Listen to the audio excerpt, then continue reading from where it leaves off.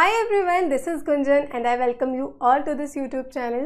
तो the pandits का life mock 14 आज हम रीजनिंग का कम्प्लीटली यहाँ पे डिस्कस करने जा रहे हैं। सबसे पहली चीज़, आप इस पेपर को कैसे ऑलरेडी या तो आप अटैम्प्ट कर चुके होंगे, अगर आपने अटैम्प्ट नहीं किया है और कुछ सवाल जो आपके नहीं हुए उसे भी आप डेफिनेटली क्या करने वाले हो, पहले पॉज करोगे, ट्राई करोगे और उसके बाद ही आप यहाँ से अप्रोच देखेंगे कि हमें एग्जाम में क्वेश्चंस को करना कैसे है। ठीक है, स्टार्ट करें इस सेशन को विदाउट एनी डिले। ये है आपका पहला सवाल, क्या देख पा रहे हो, उसने आपको क्या दिया है, which two number should be interchange to make the given equation correct. किन दो नंबर्स को हम यहाँ पे इंटरचेंज करें कि हमारी इक्वेशन सही हो जाए। कैसे करते हैं इन सवालों को, सबसे पहले हम देखते हैं क्या हम एलिमिनेट कर सकते हैं ऑप्शन के थ्रू। एलिमिनेट कहाँ से होता है बताओ, सवाल कहाँ से ऑप्शंस के थ्रू आप खत्म करते हो, जहाँ पे आपका डिवीजन वाला सिंबल आपको दिखेगा। समझोगे इस चीज़ को फटाफट से। हमने देखा कि डिवाइड के साथ 39 और 13 दिख रहा है और 14 और 2 दिख रहा है। उसने पहले में चेंज कराया है 74 और 52 को। अब 74 और 52 को आप आपस में बदल दें, एलिमिनेट तो नहीं होगा क्योंकि प्लस माइनस के साथ वो रखा है। दूसरे में आपने फटाफट से देखा 52 और 39। अब 39 की जगह अगर 52 आ जाए तो बताओ 52 पूरी तरह डिवाइड होता है या नहीं, 13 से बिल्कुल होता है, तो ये ऑप्शन भी आपका कैंसिल नहीं हो रहा। नेक्स्ट पे आएंगे फटाफट 14 और 52। वापस अगर 14 डिवाइड के साथ रखा है, 52 भी पूरी तरीके से डिवाइड हो जाएगा 2 से। और लास्ट हमने देखा 14 और 16। ठीक है, अब 14 और 16 को अगर आप देखोगे, वापस 16 भी पूरी तरीके से आपका डिवाइड हो रहा है 2 से। अब यहाँ पे जो क्वेश्चन है एलिमिनेशन से नहीं होगा, पर क्या इसका मतलब यह है कि एग्जाम में चेक नहीं करोगे? डेफिनेटली करोगे, क्योंकि मोस्टली क्या होता है, अगर आपने 2 ऑप्शन भी एलिमिनेट कर दिए तो आपको पता है सिर्फ एक ऑप्शन आपको चेक करना है। अगर वो सही हुआ तो आंसर होगा, अदरवाइज दूसरा आपका आंसर होना ही होना है। क्लियर है? तो सिर्फ एक ऑप्शन आपको चेक करना पड़ेगा। यहाँ पे क्या करेंगे, बिना दिमाग लगाए फटाफट से अगर हम इसे सॉल्व करें, 74 और 52 को वो चेंज कर रहा है। बाकी 74 और 52 हमें कहीं नहीं दिख रहा, हमें डायरेक्टली पता है 13 को डिवाइड करो 13 से क्या वैल्यू मिलने वाली है, माइंड में ही आपको पता है 3 मिलेगा। 16 इंटू 3 कितना होता है, 48 होता है। 48 प्लस कितना करोगे, 14 डिवाइडेड बाई 2 क्या मिलेगा, 7 मिलेगा। ठीक है, इसके बाद 74 और 50 को जब वो चेंज कर रहा है तो क्या हो जाएगा, 52 तो आपका प्लस का है और 74 आपका माइनस का है, और ये वैल्यू आपकी प्लस की है। मुझे एक बात बताओ, आपको पहुंचना कहाँ तक है, 106 तक पहुंचना है। क्या पूरा कैलकुलेशन करने की ज़रूरत है? बिल्कुल नहीं है। क्यों नहीं है बताओ? आपको पता है 72, यहाँ पे 74 और 52 वैल्यू कुछ आपको माइनस में ही मिलनी है।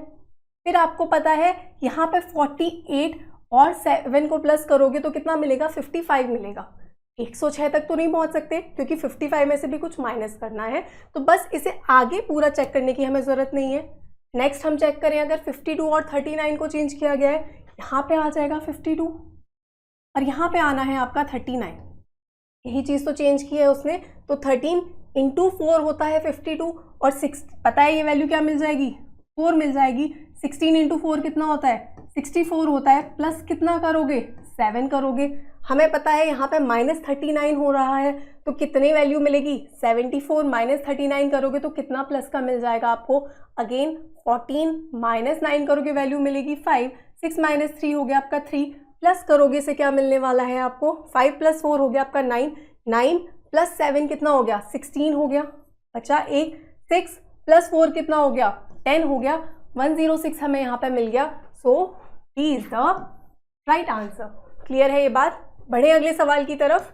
चलो, अब उसने आपको क्या बोला है, यहाँ पे आपको बोला गया है what would be the number on the opposite side facing 1। 1 के अपोजिट क्या होगा when the given sheet is folded to make a cube.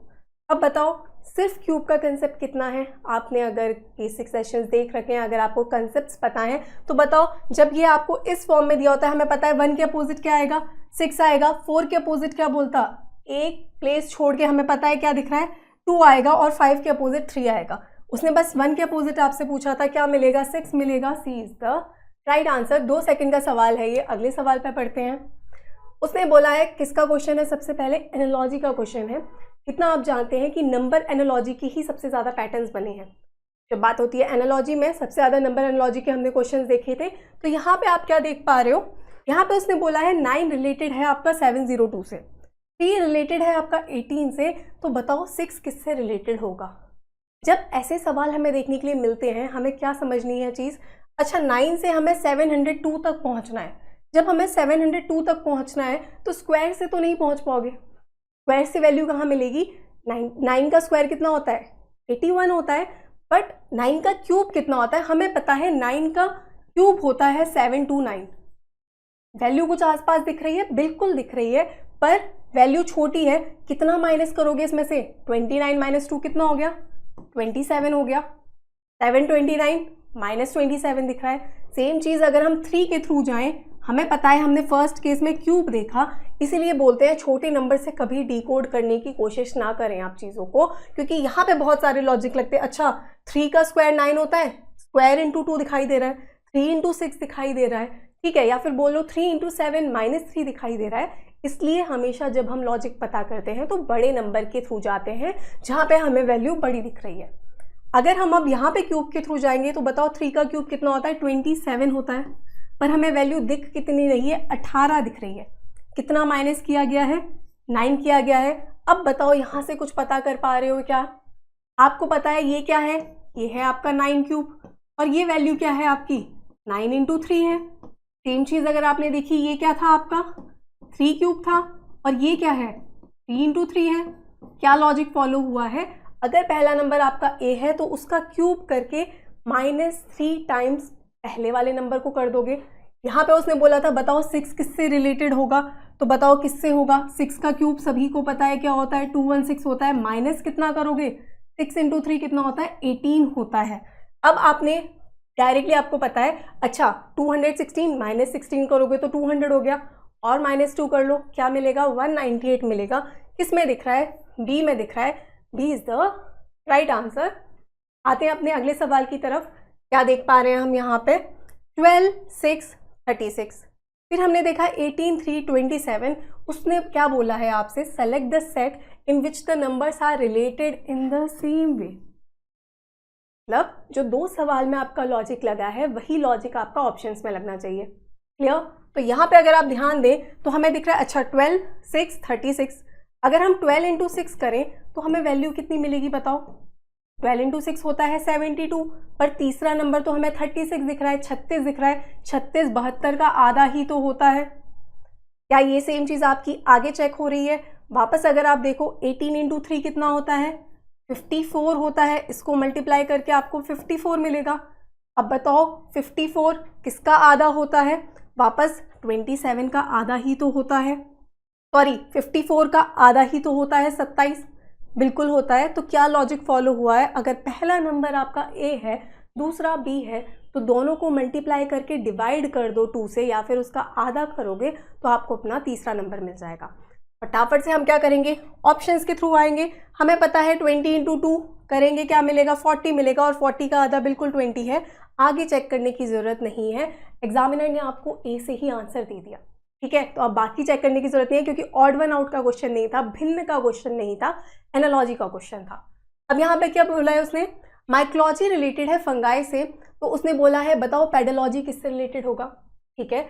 अब स्टडी ऑफ फंगाई क्या होता है, माइकोलॉजी होता है, तो बताओ पेडोलॉजी किसकी स्टडी होती है, पेडोलॉजी होती है आपकी सॉइल की study, D is the right answer. फटाफट से आएंगे अगले सवाल की तरफ। इसका सवाल है, सिटिंग अरेंजमेंट का क्वेश्चन है। देखो यहाँ पे मैं कुछ चीज़ें आपको समझा रही हूँ तो टाइम लग रहा है, पेपर में धड़ाधड़ सवाल ऐसे ही करने हैं, टाइमर लगा के हमेशा क्वेश्चन करोगे, कभी भी ऐसा नहीं क्वेश्चन सॉल्व करना इंपॉर्टेंट नहीं है, ये मैं स्टार्टिंग से बोल रही हूँ, इंपॉर्टेंट है आप कितनी जल्दी से सवाल को निपटा दें। अब देखो इस सवाल में आप क्या करोगे, क्या होनी चाहिए अप्रोच, उसने आपसे बोला है 6 लोग बैठे हैं around a circular table facing centre, centre की तरफ फेस कर रखा है, 6 लोग बैठे हैं, only 2 person sit between A and F. ऐसे ही पढ़ना है, जल्दी जल्दी से पढ़ना है। उसने बोला है सिर्फ 2 लोग बैठे हैं ए और एफ के बीच में, ठीक है, बस इतना होना चाहिए आपके पेपर में। आगे उसने बोला only 1 person sit between F and E, F और ई के बीच में एक इंसान बैठता है, हमें नहीं पता राइट में है ई या फिर लेफ्ट में।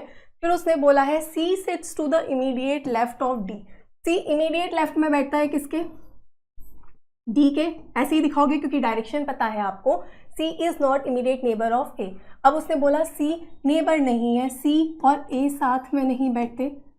फिर उसने क्या बोला, who is sitting to the immediate left of F, question खत्म हो गया। कितने लोग हैं? 6 लोग हैं। कहाँ फेस कर रहे हैं? अंदर की तरफ। 1 2 3 4 5 6। 2 केस हम ले लेते हैं ताकि अगर एक कैंसिल हो जाए तो फटाफट से हम दूसरे में बना लें। A2 छोड़ के F है, चाहे आप राइट से चले जाओ चाहे आप लेफ्ट से चले जाओ, आपको पता है 2 ही लोग रहने वाले हैं। या तो आप बोल लो A2 छोड़ के F है, या फिर आप बोल सकते हो A इज फेसिंग F। एक ही बात होती है। कहाँ फेस कर रहे हैं ये सभी? अंदर की तरफ फेस कर रहे हैं। कोई डाउट है क्या इसमें? बताओ, क्लियर है ये चीज? आगे क्या देख पा रहे हो आप? उसके बाद उसने बोला है F1 छोड़ के E है। अब ये ध्यान रखोगे, F1 छोड़ के E यहाँ भी आ सकता है और F1 छोड़ के E यहाँ भी आ सकता है, और बिल्कुल दोनों केस अलग है। एक जगह राइट में जा रहा है और एक जगह लेफ्ट में जा रहा है। क्लियर? फिर उसने आपसे क्या बोला था? D के इमीडिएट लेफ्ट में C बैठता है। जब D के इमीडिएट लेफ्ट में C बैठता है मतलब हमें 2 जगह एक साथ खाली चाहिए, जो कि हमें इस केस में यहाँ दिख रही है और इस केस में यहाँ दिख रही है। क्या देखना है? D के इमीडिएट लेफ्ट। अब D यहाँ पे ही आएगा। D का ये इमीडिएट राइट हो गया, ये हो गया D का इमीडिएट लेफ्ट। D के इमीडिएट लेफ्ट में क्या है? C है। सेम अगर आप देखो, बताओ ये क्या होगा? अगर यहाँ पे है D तो ये हो गया इमीडिएट राइट, ये हो गया इमीडिएट लेफ्ट, अंदर की तरफ फेस कर रहे हैं, तो D के इमीडिएट लेफ्ट में कौन आ गया? E आ गया। एक इंसान जो भी बचा वो यहाँ आ जाएगा। कौन बचा? A B। D आपका बचा है, D इस केस में यहाँ आ जाएगा और इस केस में एक ही जगह खाली है, यहाँ आ जाएगा। पर बताओ 2 तो बन गए आपके, कुछ छूट गया क्या हमारा? क्या देख पा रहे हो? उसने बोला था C और A साथ में नहीं बैठते। अब आप क्या देख रहे हो? इस केस में तो बिल्कुल C A साथ में नहीं बैठे, पर इस केस में कंडीशन को सेटिस्फाई करने के लिए ये साथ में आ गए, इसलिए ये हो गई आपकी गलत। उसने क्या बोला था? Who is sitting to the immediate left of F। F के तुरंत बाईं साइड में कौन बैठा है? तो बताओ F कहाँ देख पा रहे हो? F हमें दिखाई दे रहा है ये इमीडिएट राइट हो गया, ये दायां, इमीडिएट बायां हो गया आपका B। B बैठा है कहाँ दिख रहा है? C में दिख रहा है। C is the right answer. बढ़े अगले सवाल की तरफ। ऐसे ही बोलते बोलते ये सवाल करने हैं आपको। उसने आपसे क्या बोला है? अब थोड़ा सा प्यारा सा सवाल। इसने बोला है a transparent sheet with the pattern is given below. फिर उसने बोला है select the option that depicts the pattern that would appear when the given transparent sheet is folded in the middle. अब उसने बोला अगर इसने हमेशा आपको क्या दिया होता था? फोल्ड करके दिया होता था और बोलते थे बताओ इसकी क्या आपकी इमेज आपको दिखाई देगी। यहाँ पे उसने थोड़ा उल्टा पूछ लिया। उसने बोला कि बताओ इसको अगर आप फोल्ड कर दोगे तो इन चारों ऑप्शन में से क्या दिखाई देगा। क्लियर है? तो बताओ ये आपका क्या हो गया? यहाँ से फोल्ड करोगे, बीच में ये लाइन दिखाई दे रही है। अब जब इसे ओवरलैप करोगे, आप राइट की तरफ घुमाओगे तो ये वाली लाइन कैसे जाएगी? ये वाली लाइन ही तो घूमने वाली है। ये वाला पार्ट आपका सेम रहेगा। इसको अगर इसके ऊपर लाओगे तो कैसे जाएगा? ऐसे जाएगा। कहाँ देख पा रहे हो? अब इस पार्ट को देखने की जरूरत नहीं है, सिर्फ ये देखना है। तो क्या दिखेगा आपको?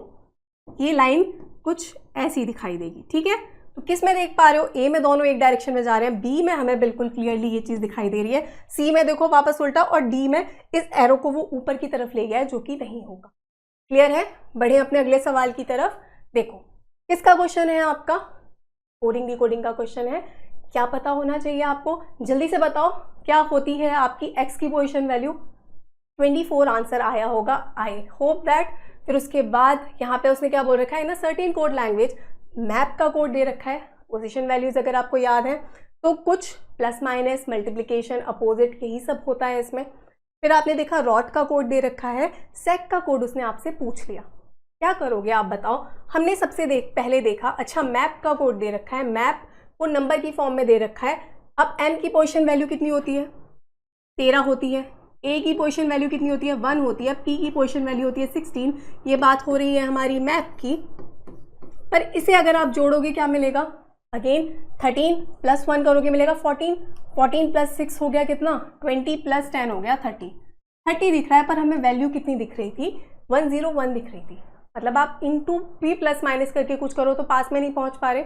इंटू 3 प्लस 11 वाली चीज़ हो रही है। अगर हम फटाफट से अपोजिट की तरफ आए तो क्या देख पा रहे हैं? अपोजिट में क्या होगा? हमें पता है m का अपोजिट होता है n, लिखने की जरूरत नहीं है। पोजीशन वैल्यू होती है 14। a का अपोजिट होता है z और p का अपोजिट होता है k। यही पोजीशन वैल्यूज आपको फटाफट से बोलनी है। तो बताओ क्या देख पा रहे हो? 26 प्लस 4 कितना हो गया? 30 प्लस 10 हो गया 40 प्लस 11 कितना हो गया? 51 हो गया। वैल्यू हमें दिख कितनी रही है? 101 दिख रही है।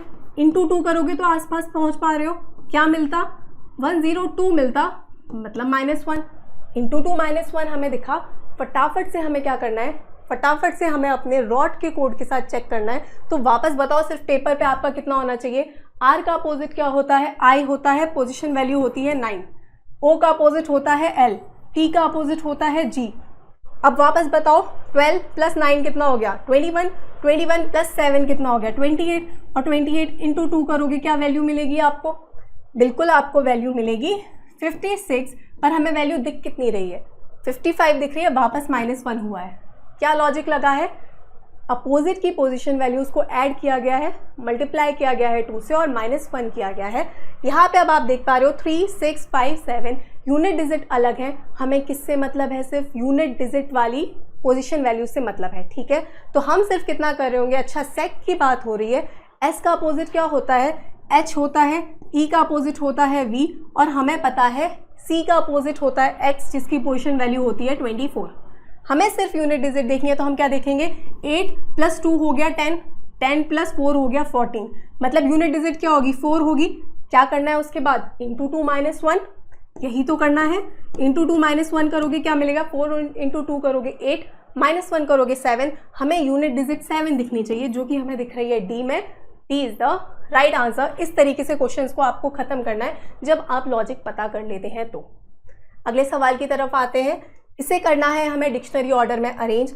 अगर हमें ऑर्डर में अरेंज करना है, हमेशा मैंने कहा है पहले हम ऑप्शंस देखेंगे। हमने देखा यहाँ 1, 6, 5, तो चारों ही ऑप्शन में कॉमन है, हमें कोई लेना देना नहीं है इससे, इससे, इससे, ठीक है। एग्जामिनर आपका पेपर आके नहीं देखेगा, शीट आके नहीं देखेगा, बस ऑप्शन आपको सही टिक करना है। अब हम क्या देखेंगे, अच्छा TEN, TEN, TEN, यहाँ पे है D, फिर है A, फिर है U। तो बताओ डिक्शनरी में सबसे पहले क्या आएगा, A आएगा, फिर आएगा D, और फिर आएगा आपका U। मतलब उसके बाद हमें आगे दिखना चाहिए 3, 4, 2, किस में दिख रहा है, C में दिख रहा है। C is the right answer. पढ़ेंगे अगले सवाल की तरफ, इतना ही समय आपको लगना चाहिए, ठीक है। अब यहाँ क्या देख पा रहे हो, इन अ सर्टेन कोड लैंग्वेज, पैंडा का कोड आपको दे रखा है, स्नेक का कोड आपको दे रखा है, जेब्रा का कोड आपसे पूछा गया है। लाइट यहाँ पे चली गई है क्योंकि बारिश बहुत ज़्यादा तेज़ी से हो रही है। फटाफट से डिस्कस कर देंगे इसे। आई होप स्क्रीन आपको बिल्कुल ही क्लियरली दिखाई दे रही है। तो देखो आगे क्या देख पा रहे हो आप, पांडा का कोड आपको दे रखा है, स्नेक का कोड दे रखा है, जीब्रा का कोड उसने आपसे पूछा है। सबसे पहले अगर हम देखें तो हम क्या देख पा रहे हैं, अच्छा हमें यहाँ पे 2 जगह ए दिखाई दिया, और हमने देखा अच्छा यहाँ पे भी 78 है, मतलब सामने भी 78 है। डायरेक्ट कोडिंग तो हमें बिल्कुल दिख रही है। आगे अगर हमने चेक किया, सेम हमने देखा स्नेक। अब वापस हमने क्या देखा, SNAKE, थर्ड पोजीशन पे हमें दिखा ए, और बिल्कुल 78 है, मतलब जो अल्फ़ाबेट है उसके सामने उसी का कोड रखा है। क्या हम यहाँ से निपटा सकते हैं इस सवाल को। उसने हमसे जीब्रा का कोड पूछा था, तो क्या क्या चीज़ें हमें कॉमन दिख गई। एक तो हमें दिख गया ए। अब देखो चारों ही केस में 78 दिख रहा है। फिर हम आए, हमें और क्या पता चल रहा था जीब्रा में, ZEBR, तो उसके बाद PANDA, यहाँ से तो कुछ नहीं निकला। SNAKE में ज़रूर हमें ई मिला। ई का कोड आपका क्या है, 66 है, मतलब सेकंड पोजीशन पे हमें 66 दिखना चाहिए, और देखो चारों ही केस में 66 है।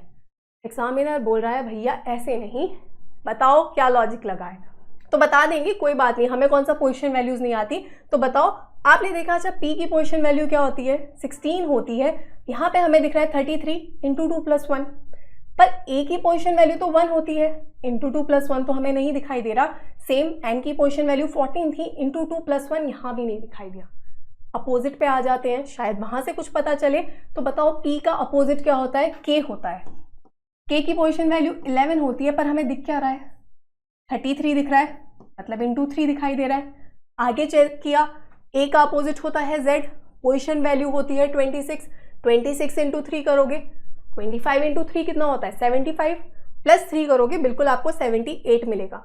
सेम आपको पता है एन का अपोजिट होता है 13, 13 इंटू 3 हमें दिखाई दे रहा है। क्या लॉजिक लगा है, अपोजिट पोजीशन वैल्यू इंटू 3, यही तो दिखाई दिया। उसने जेब्रा का कोड आपसे पूछा था, तो बताओ ए का अपोजिट होता है z और z का अपोजिट होता है आपका a।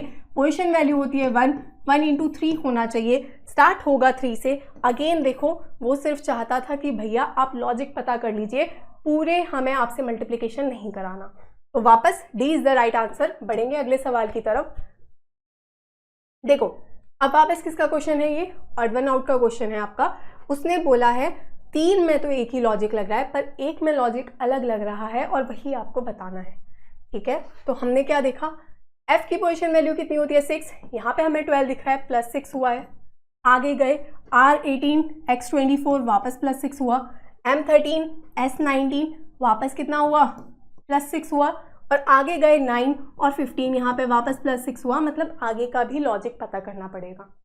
ठीक है, तो अगर हम आगे देखें, L की पोजीशन वैल्यू होती है 12, I9 -3 हो गया, X24 U21 अगेन -3, देन हमने देखा 19 और यहाँ पे है 17, यहाँ पे तो हो गया -2, फटाफट से देखा O15, फिर हमें दिख रहा है L12, बिल्कुल वहाँ पे भी -3 हुआ, C हमारा हो जाएगा बिल्कुल ही ऑड वन आउट।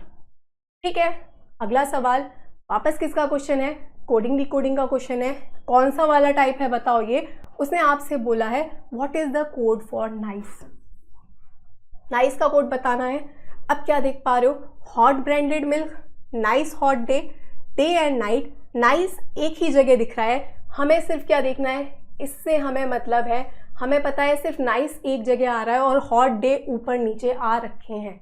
क्या करते हैं, एलिमिनेशन करते हैं। पेपर में सिर्फ कितना करते हो आप, आपको पता है, अच्छा 3 2 1 दिखा, हमें आगे नहीं पढ़ना, 3 2 1 3 यहाँ पे भी दिखा, हो गया कैंसिल, क्योंकि नाइस एक ही जगह है। नीचे 9 8 5, अच्छा 5 यहाँ पे भी है, यहाँ पे भी है, हो गया कैंसिल। क्या होगा, कोड 6 होगा। ऐसे ही ये क्वेश्चंस करने हैं। नहीं अगर ये चीज़ें आपको क्लिक हो रही तो फटाफट से जाके बेसिक सेशंस आप देख लोगे, बहुत अच्छे से चीज़ें आपको समझाई गई हैं। ठीक है, अगला सवाल अगेन आपका कंटिन्यूअस सीरीज वाला क्वेश्चन है। सबसे पहले देखोगे कितने अल्फ़ाबेट हैं यहाँ पे, कितने अल्फ़ाबेट की जगह है यहाँ पे, तो क्या देख पा रहे हो, 3 5 अगेन 7, फिर आपको दिखा 10, उसके बाद 13 15 17 20 अल्फ़ाबेट है। कितने कितने का पेयर बनाओगे, 5 5 का पेयर बनाओगे। ये हो गया आपका फर्स्ट पेयर, ये हो गया आपका सेकंड पेयर, ये हो गया आपका 3 4 5 थर्ड पेयर, और ये हो गया आपका फोर्थ पेयर। क्या करते हैं ऐसे क्वेश्चन में, हमें दिखा यहाँ पे क्या, सबसे पहले स्टार्टिंग में हमें दिखाई दे रहा है P J, मतलब पहला वाला एक तो पता करना ज़रूरी है आपका। ठीक है, तो आपने देखा, अच्छा NO यहाँ पे भी है, NO यहाँ पे भी है, यहाँ पे भी O दिखाई दे रहा है, तो यहाँ पे O ही आएगा। क्लियर है, क्योंकि बाकी 3 जगह O था आपका, तो ये आपको पता चला, यहाँ पे NO और यहाँ पे NO हो गया। अब आप कंपेयर करोगे कि ये वाला तो पूरा कंप्लीट हो चुका है। जब ये पूरा कंप्लीट हो चुका है तो आपने क्या देखा, अच्छा NOP यहाँ पे भी था, NOP यहाँ पे भी था, H यहाँ था, यहाँ तो G है। फिर आप गए वापस सेकेंड लास्ट पे, आपने देखा यहाँ तो I है, मतलब कंफर्म पता चल रहा है G की पोजीशन वैल्यू 7 होती है। यहाँ से क्या करोगे, अगर इस तरफ से इस तरफ आओगे, क्या हुआ, यहाँ पे हुआ आपका +1, वापस इधर से इधर आए तो क्या देख पाए, H से हुआ I, वापस हुआ आपका +1, I से वापस यहाँ जाओगे, क्या हो जाएगा, J हो जाएगा, मतलब स्टार्ट बिल्कुल ही आपका J से होने वाला है। ये हो गया कैंसिल, ये भी हो गया कैंसिल। अब कंपेयर करोगे B और D में, यहाँ पे दिख रहा है लास्ट में Q, यहाँ पे दिख रहा है लास्ट में O, फटाफट से जाके लास्ट वाले को हम कंप्लीट कर देंगे। ठीक है, तो बताओ क्या देख पा रहे हो, लास्ट में सभी केस में Q है, तो लास्ट में तो Q ही आना है। सीरीज सिर्फ आपका क्या हो रहा था, जो आपका फोर्थ अल्फ़ाबेट था, अगर लेफ्ट से जाओगे तो -1 हो रहा था, राइट से आ जाओगे तो +1 हो रहा था। ठीक है, Q किस में दिखाई दे रहा है, B में दिखाई दे रहा है, B is the right answer. आएंगे अपने अगले सवाल की तरफ। एक सीरीज दी गई है, इसे आपको यहाँ पे कंप्लीट करना है। क्या देख पा रहे हो, पहले आपको दिख रहा है C, पोजीशन वैल्यू कितनी होती है, 3 होती है। L की पोजीशन वैल्यू होती है आपकी 12, कितना हुआ है, +9 हुआ है। वापस अगर आप 12 में +9 करोगे कितना मिलेगा, 21 मिलेगा। किसकी पोजीशन वैल्यू होती है, U की पोजीशन वैल्यू होती है। और वापस आप देखो 21 + 9 करोगे, मतलब पहले +5 करोगे तो Z पे आ जाओगे, 26 हो जाएगा। और वापस +4 आपको दिखाई दे रहा है, सेम आपको पता है, 4 प्लस आपका 9 करोगे तो 13 मिलेगा। ठीक है, तो स्टार्ट तो बिल्कुल U से होगा, यहाँ से ही आपके ये दोनों कैंसिल हो गए। अब देखो यहाँ पे भी y दिख रहा है, यहाँ पे भी y दिख रहा है, मतलब हमें सिर्फ अपना लास्ट वाला पता करना है। पूरा आप पता नहीं करोगे तो हम फटाफट से आएंगे अपने थर्ड की तरफ। हमने क्या देखा, W है, W से हो गया है आपका G। W की पोजीशन वैल्यू कितनी होती है, 23 होती है। +3 करोगे कितना हो गया, 26 हो गया। और G की पोजीशन वैल्यू होती है 7, मतलब कितना हुआ है, +10 हुआ है। सेम आप क्या करोगे, आपने क्या देखा, लास्ट में ही तो चेक करना है। 19 + 10 करोगे कितना मिलेगा, पहले 19 + 7 करोगे तो मिल जाएगा 26, और फिर +3 करोगे, बिल्कुल आपको मिलेगा C, जो कि होती है, जिसकी पोजीशन वैल्यू होती है 3। सेम आपको क्या करना है, C की पोजीशन वैल्यू कितनी होती है बताओ, 3 होती है, +10 करोगे कितना मिलेगा, 13 मिलेगा। 13 किसकी पोजीशन वैल्यू होती है, M की पोजीशन वैल्यू होती है। D is the right answer. Clear है। बढ़े अगले सवाल की तरफ। देखो इसका क्वेश्चन है, अब ये देखते ही वापस अगेन देखो, नॉन वर्बल है, देखते ही बताना है। उसने बोला है MN पे मिरर रखा है, बताओ इमेज क्या बनेगी। सबसे पहले हमें पता है बिल्कुल ट्राइंगल इस तरफ आना चाहिए आपका, इसमें D कैंसिल हो गया ट्राइंगल से। नेक्स्ट चीज़ हमने क्या देखी, हमारा जो ये वाला पार्ट है ये स्टार्टिंग में तो नहीं आएगा, क्लियर है, C भी हो गया आपका कैंसिल। अब आप कंपेयर किस में करोगे, A और B में। क्या देख पा रहे हो, ये जो आपका बेंड हो रहा है, अगेन आपको पता है मिरर आप यही समझ लो कि यहीं पे रखा है, तो यहाँ पे जब मिरर रखा है तो ये चीज़ नीचे ही आएगी, इसमें दिखाई दे रही है, D में दिखाई दे रही है, ना कि ऊपर जाएगी। ठीक है, तो B is the right answer. ऐसे क्वेश्चंस में समय नहीं लगाना है आपको। आएंगे अपने अगले सवाल की तरफ। उसने बोला है A का मतलब है डिवाइड, B का मतलब है मल्टीप्लाई, C का मतलब है प्लस, D का मतलब है माइनस। तो बताओ इसकी वैल्यू आपको 217 मिलेगी। वापस क्या करोगे बताओ, सबसे पहले हमने क्या चीज़ सीखी है, हम कोशिश करेंगे कि हम सवाल को ख़त्म कर दें एलिमिनेशन से। अगर हम एलिमिनेशन की तरफ जाएं, A का मतलब है डिवाइड, A की जगह डिवाइड रख दो, ठीक है, यहाँ पे भी A की जगह डिवाइड रख दो, यहाँ पे भी A की जगह डिवाइड रख दो, और यहाँ पे भी A की जगह डिवाइड रख दो। अब बताओ 32 डिवाइड हो सकता है क्या, 5 से पूरी तरह नहीं हो सकता। D का मतलब क्या दे रखा है उसने, D का मतलब माइनस है, डिवाइड के साथ हमें माइनस दिख रहा है। ठीक है, ये पूरी तरीके डिवाइड नहीं हो सकता, वैल्यू आ जाएगी पॉइंट में, पर हमें पॉइंट में वैल्यू नहीं दिख रही, हो गई ये चीज़ कैंसिल। हमें पता है 10 डिवाइड हो जाएगा 2 से।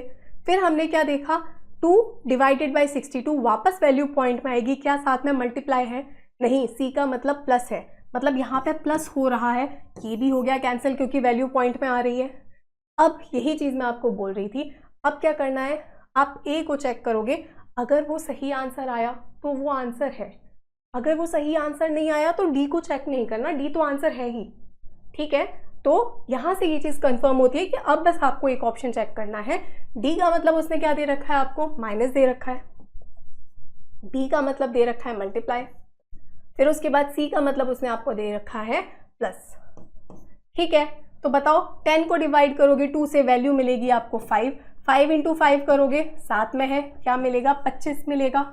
अब बताओ 32 माइनस 25 और प्लस 62 हमें दिख रहा है, हमें पहुंचना है 217 तक। यहाँ पे कुछ माइनस हो गए, 62 में कुछ ही प्लस होने वाला है, 217 तक तो नहीं पहुंचोगे, ये चीज़ बिल्कुल नहीं होगी। डी आपका बिल्कुल ही सही जवाब है, चेक करने की ज़रूरत नहीं है अगर आप श्योर हैं अपनी कैलकुलेशंस पे तो। ठीक है, अब देखो यहाँ पे क्या देख पा रहे हो, यहाँ हमें दिख रहा है 99 रिलेटेड है 77.3 से, 84.4 रिलेटेड है 62.7 से। उसने बोला है बताओ 72.6 किससे रिलेटेड होगा। सबसे पहले हम देख रहे हैं एक नंबर बड़ा है एक नंबर छोटा है, डिफरेंस बहुत ज़्यादा नहीं है, तो हम देखेंगे कितना जोड़ दें हम 77.3 में से, या फिर 99 में से कितना घटा दें कि हमें 77.3 मिल जाए।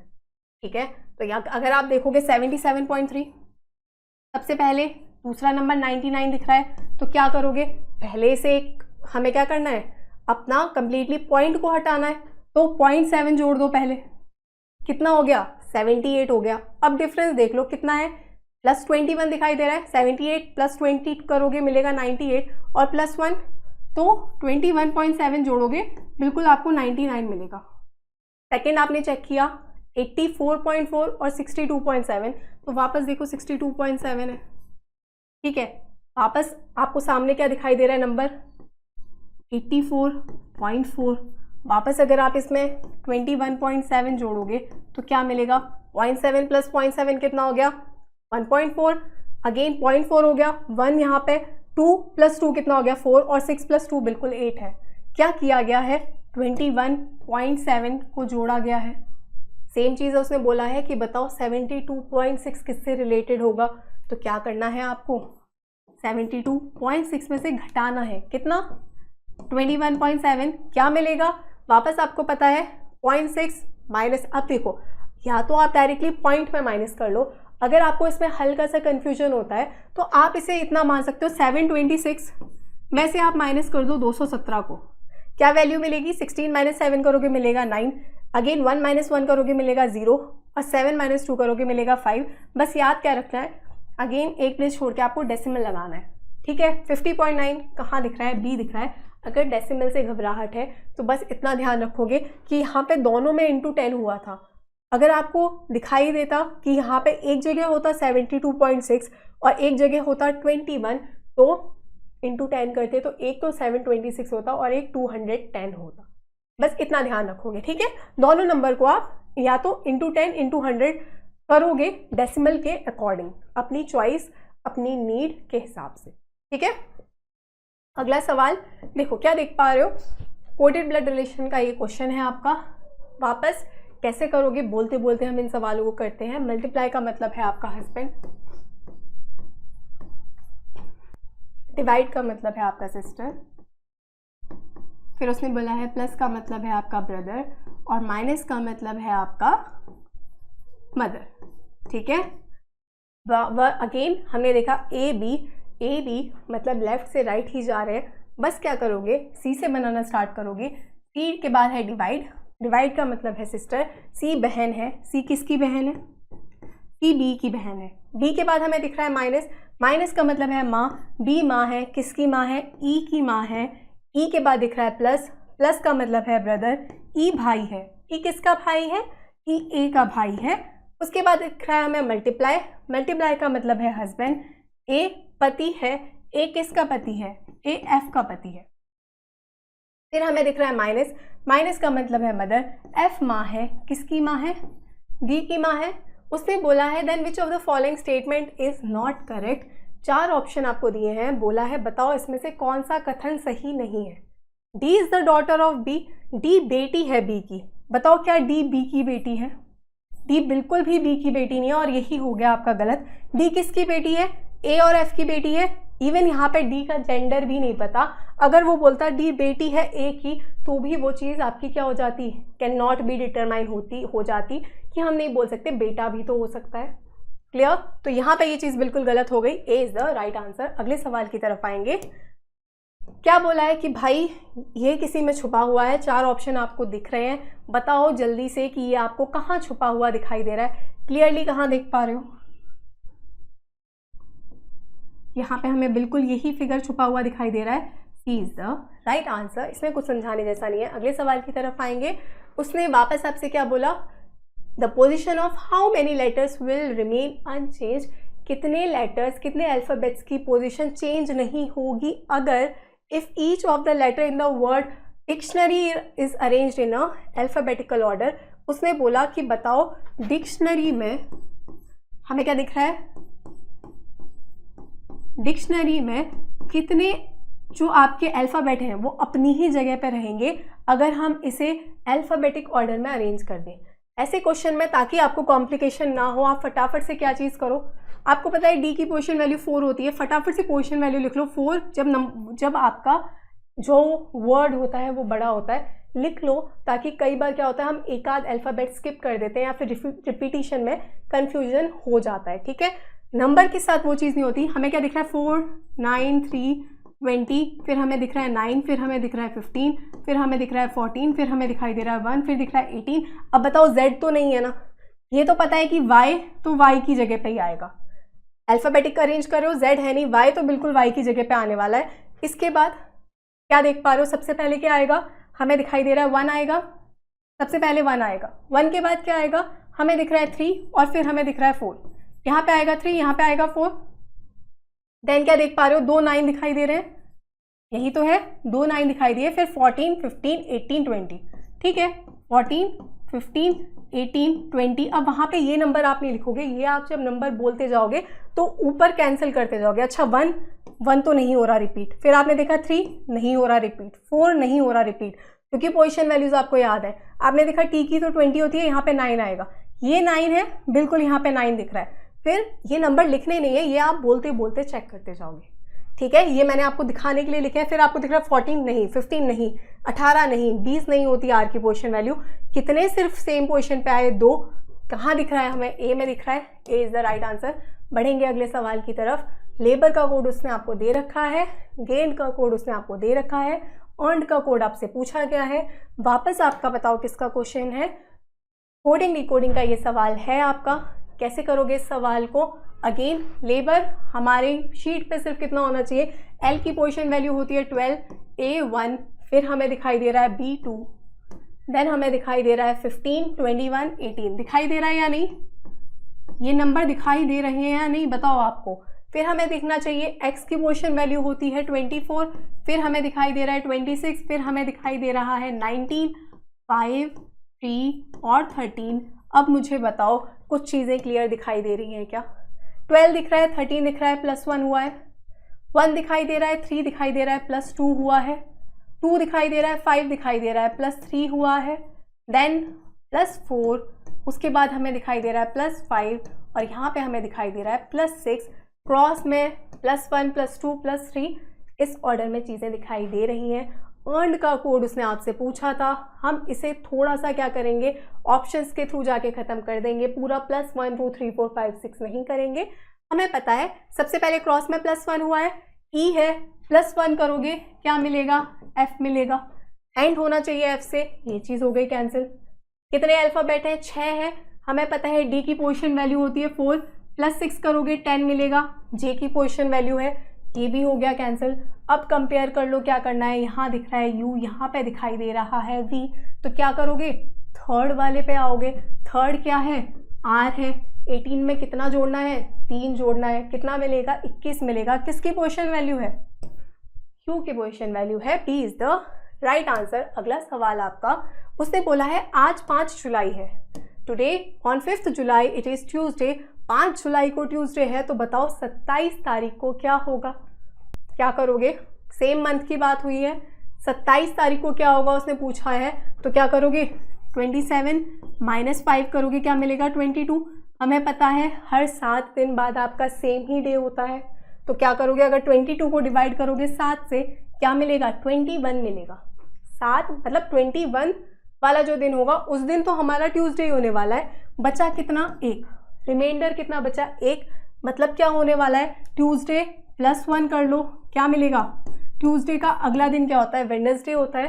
किस में दिखाई दे रहा है? बी में दिखाई दे रहा है। B is the right answer. अगला सवाल, उसने बोला है which 2 numbers should be interchange to make the given equation correct. किन 2 नंबर को हम इंटरचेंज करें, अदला बदली कर दें उनकी, कि हमारी ये इक्वेशन सही हो जाएगी। अगेन क्या देखना है? चेंज करके देख लो कहाँ पे अंतर आ सकता है आपका। यहाँ पे आपने देखा 25 और 35। अब देखो यहाँ पे चेक क्यों नहीं करना, क्योंकि हमें दिख रहा है यहाँ पे है डिवाइड। आप यहाँ पे किसी भी नंबर को सिर्फ जब तक 3 को नहीं बदला जा रहा, अदरवाइज यहाँ पे जब आपका देखो 25, 35, 35 आया, तो भी जब यहाँ पे डिजिट 5 है उसे किसी से भी मल्टीप्लाई करो 5 ही दिखाई देने वाला है। ठीक है, मतलब 2 से करोगे तो 10 दिखाई देगा। यहाँ पे जब तक आपका ऑड नंबर आएगा, आपको पता है माइनस करोगे तो आपको क्या मिलेगी वैल्यू? अगेन 5।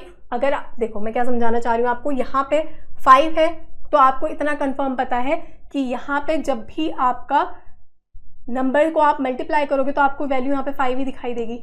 जैसे 25 × 3 75। अब यहाँ पे अगर आप 35 × 3 भी करोगे तो भी आपको पता है 5 × 3 15 ही मिलेगा, 6 × 3 15 ही मिलेगा। मतलब ऑड नंबर है तो आपको पता है यहाँ पे चीज़ें आपको बिल्कुल ही किस ऑर्डर में दिखाई देने वाली है। माइनस करोगे तो वो पूरी तरीके से डिवाइड हो जाएगा आपका 2 से। क्लियर है ये बात? तो यहाँ पे उसने क्या क्या चेंज किया था? यहाँ पे उसने चेंज किया 25 35 को बिल्कुल माइनस करोगे वो 2 से डिवाइड हो जाएगा। फिर 15 और 25 को चेंज किया, मल्टीप्लाई के साथ चेंज करने पे कोई डिफरेंस नहीं आने वाला। और 15 3 45 और क्या होगा? 45 - 45 करने पे आपको 0 मिलेगा। मतलब ये वाली वैल्यू आपकी 0 होने वाली है, इस पर कोई फर्क नहीं पड़ेगा। 2 और 15 को चेंज करोगे, वापस क्या देखोगे? 2 और 15 को अगर आप चेंज करते हो तो 25 × 3 कितना हो गया? 75। 75 - 45 करोगे कितना मिलेगा? 30 मिलेगा। 30 बिल्कुल आपका किससे डिवाइड हो जाएगा? 15 से पूरी तरह डिवाइड हो जाएगा। सेम उसने क्या किया है? 35 और 45 को इंटरचेंज किया है। तो वापस बताओ 25 और 35 को भी चेंज करोगे, अगेन वो नंबर आपका पूरी तरह से 2 से डिवाइड हो जाएगा। मतलब यहाँ हम एलिमिनेशन नहीं कर सकते। तो क्या करेंगे, फटाफट से चेक करेंगे। ठीक है, तो पहले उसने चेंज किया है 25 और 35 को, तो यहाँ पे आ जाएगा आपका 25, यहाँ पे आ जाएगा आपका 35, यही चीज़ चेंज हो रही है। अगेन क्या मिलेगा आपको, 35 इंटू 3, 33 ज़ा 90, 5 3 ज़ा 15, कितना हो जाएगा 105। माइनस करोगे 45 को, क्या मिलेगा 10 - 4 हो गया 6, और 60 को डिवाइड करना है आपको 2 से, क्या वैल्यू मिल जाएगी 30 मिल जाएगी। अब इसे बोलते बोलते करोगे, यहाँ पे 30 दिख गया, यहाँ पे 25 दिख गया, 25 प्लस 30 कितना हो गया 55 हो गया, और 55 में जोड़ोगे कितना, 55 में जोड़ोगे 60 को, 15 इंटू 4 मिलेगा आपको 60, तो क्या वैल्यू मिल जाएगी आपको 115 मिल जाएगी। ये चीज़ आपकी सेटिस्फाई नहीं हुई, फटाफट से सेकंड पे आओगे, 15 और 25 को चेंज किया गया है, यहाँ पे आ जाएगा आपका 15, देखा था हमने, 15 इंटू 3 हो गया 45, 45 माइनस 45 हो गया आपका 0, ये पूरी वैल्यू 0 हो जाएगी। ठीक है, और 15 और 25 मतलब यहाँ पे होगा आपका 25, 25 इंटू 4 करोगे मिलेगा 100, और 100 प्लस 35 135 हो गया, मतलब ये चीज़ भी सेटिस्फाई नहीं हो रही। डी को चेक करोगे, अगर वो आंसर है तो वो आंसर है, अगर वो आंसर नहीं है तो डी हमारा आंसर है, ये चीज़ हमें पता है। 2 और 15 को चेंज किया है, अब यहाँ पे आ जाएगा आपका 2, ठीक है, और 15 को चेंज किया है तो यहाँ पे आ जाएगा 15। वापस बताओ क्या होगा, 25 इंटू 3 कितना हो गया 75, 75 माइनस 45, यही तो होने वाला है, तो क्या मिलेगा आपको 30 मिलेगा। 30 डिवाइडेड बाय 15 करोगे, वैल्यू मिल जाएगी आपको 2, हमें पता है वापस 4 इंटू 2 8 मिल रहा है हमें, और यहाँ पे हमें 35 जोड़ना है, तो वापस 125 नहीं मिलेगा। डी को चेक नहीं करना, D is the right answer. और एग्जामिनेशन में भी कई बार वो क्या करता है, आपसे पूरे कैलकुलेशन कराता है, तो ये हल्का सा आपका लेंथी टाइप हो गया, जिसमें उसने आपसे चारों ही ऑप्शन चेक करा लिए हैं, मतलब तीनों चेक करा लिए, 4 तो हमें कभी चेक नहीं करने होते रीजनिंग में, ये चीज़ हमें पता है। ठीक है, अब ये क्वेश्चन है आपका सिलॉजिज्म का, बोलते बोलते करोगे, सब शिप्स आर कप, कुछ जो शिप हैं आपके वो हैं आपके कप। फिर उसने आपसे क्या बोला है, नो कप इज स्टूल, एक भी कप आपका स्टूल नहीं है। फिर उसने बोला ऑल विंडोज आर कप, सारी ही विंडोज आपके कप के अंदर आएंगे। उसने क्या बोला है आपको निष्कर्ष में, some ship being window is a possibility, कुछ जो शिप हैं आपकी वो आपकी विंडो हो सकती है, बिल्कुल हो सकती है। अब डायरेक्टली पहले ही विंडो को उसमें कंफर्म केस में नहीं बनाना, संभावना बिल्कुल है। No window is a stool, एक भी विंडो स्टूल नहीं होगी, बिल्कुल सही हो गया, क्यों, क्योंकि एक भी कप स्टूल नहीं है और सारी विंडो आपकी स्टूल के अंदर आ रही है। ठीक है, next, all cup are window, सारे ही कप आपके विंडो है, बिल्कुल नहीं है, सारे विंडो आपके कप है। No ship is a stool, एक भी शिप आपका स्टूल नहीं है, ये चीज़ हो गई बिल्कुल गलत। शिप और कप का जो पार्ट कॉमन है, ये वाला पार्ट नहीं होगा, पर ये वाला पार्ट कहीं भी जा सकता है, तो क्या हो जाएगा, ओनली 1 and 2 फॉलोज। किस में दिख रहा है, सी में दिख रहा है, C is the right answer. Last question of this session, क्या देख पा रहे हो, स्ट्रेटोस्फीयर, ट्रोपोस्फीयर और एटमॉस्फेयर के बीच में रिलेशन बताना है। हमें पता है एटमॉस्फेयर के अंदर ही ये दोनों लेयर्स आती हैं, एटमॉस्फेयर की लेयर्स हैं ये। किस में देख पा रहे हो आप, ए में देख पा रहे हो, ए इज द राइट आंसर। ये हो गया आपका एटमॉस्फेयर, किसी भी एक को एस से डिपिक्ट कर दो और एक को टी से। ठीक है, चलिए यही था आपका आखिरी सवाल।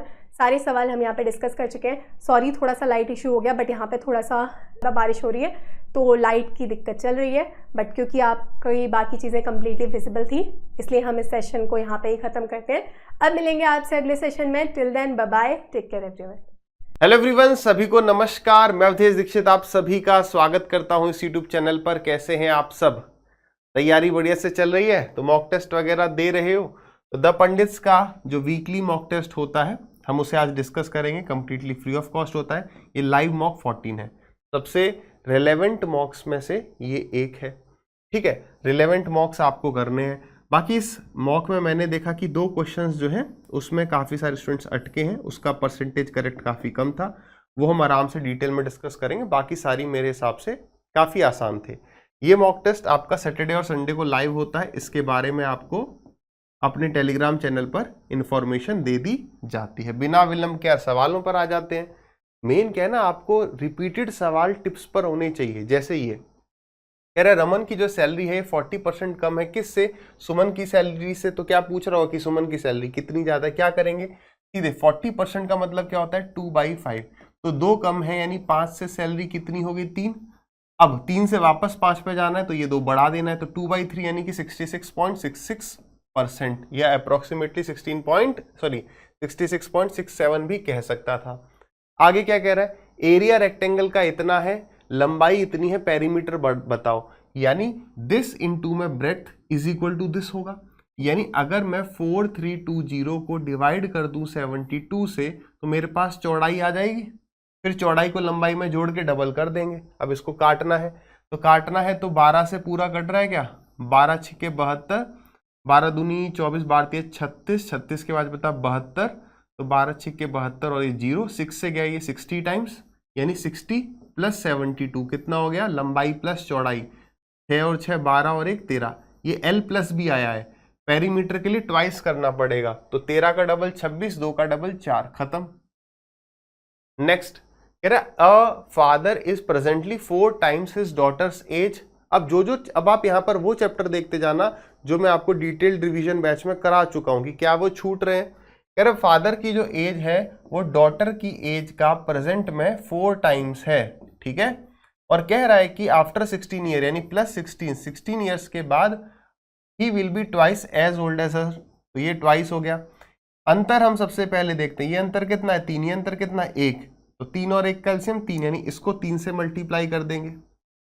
अब देखो ये अंतर कितना है 2, ये भी अपने आप 2 हो गया होगा, देखने की जरूरत नहीं है। यानी 2 रेशियो की बात अगर हम करें तो ईयर्स में वो किसके बराबर है, प्रेजेंट से 16 साल बाद, यानी 2 रेशियो की वैल्यू 16 ईयर है, 1 रेशियो की वैल्यू आ गई 8 साल।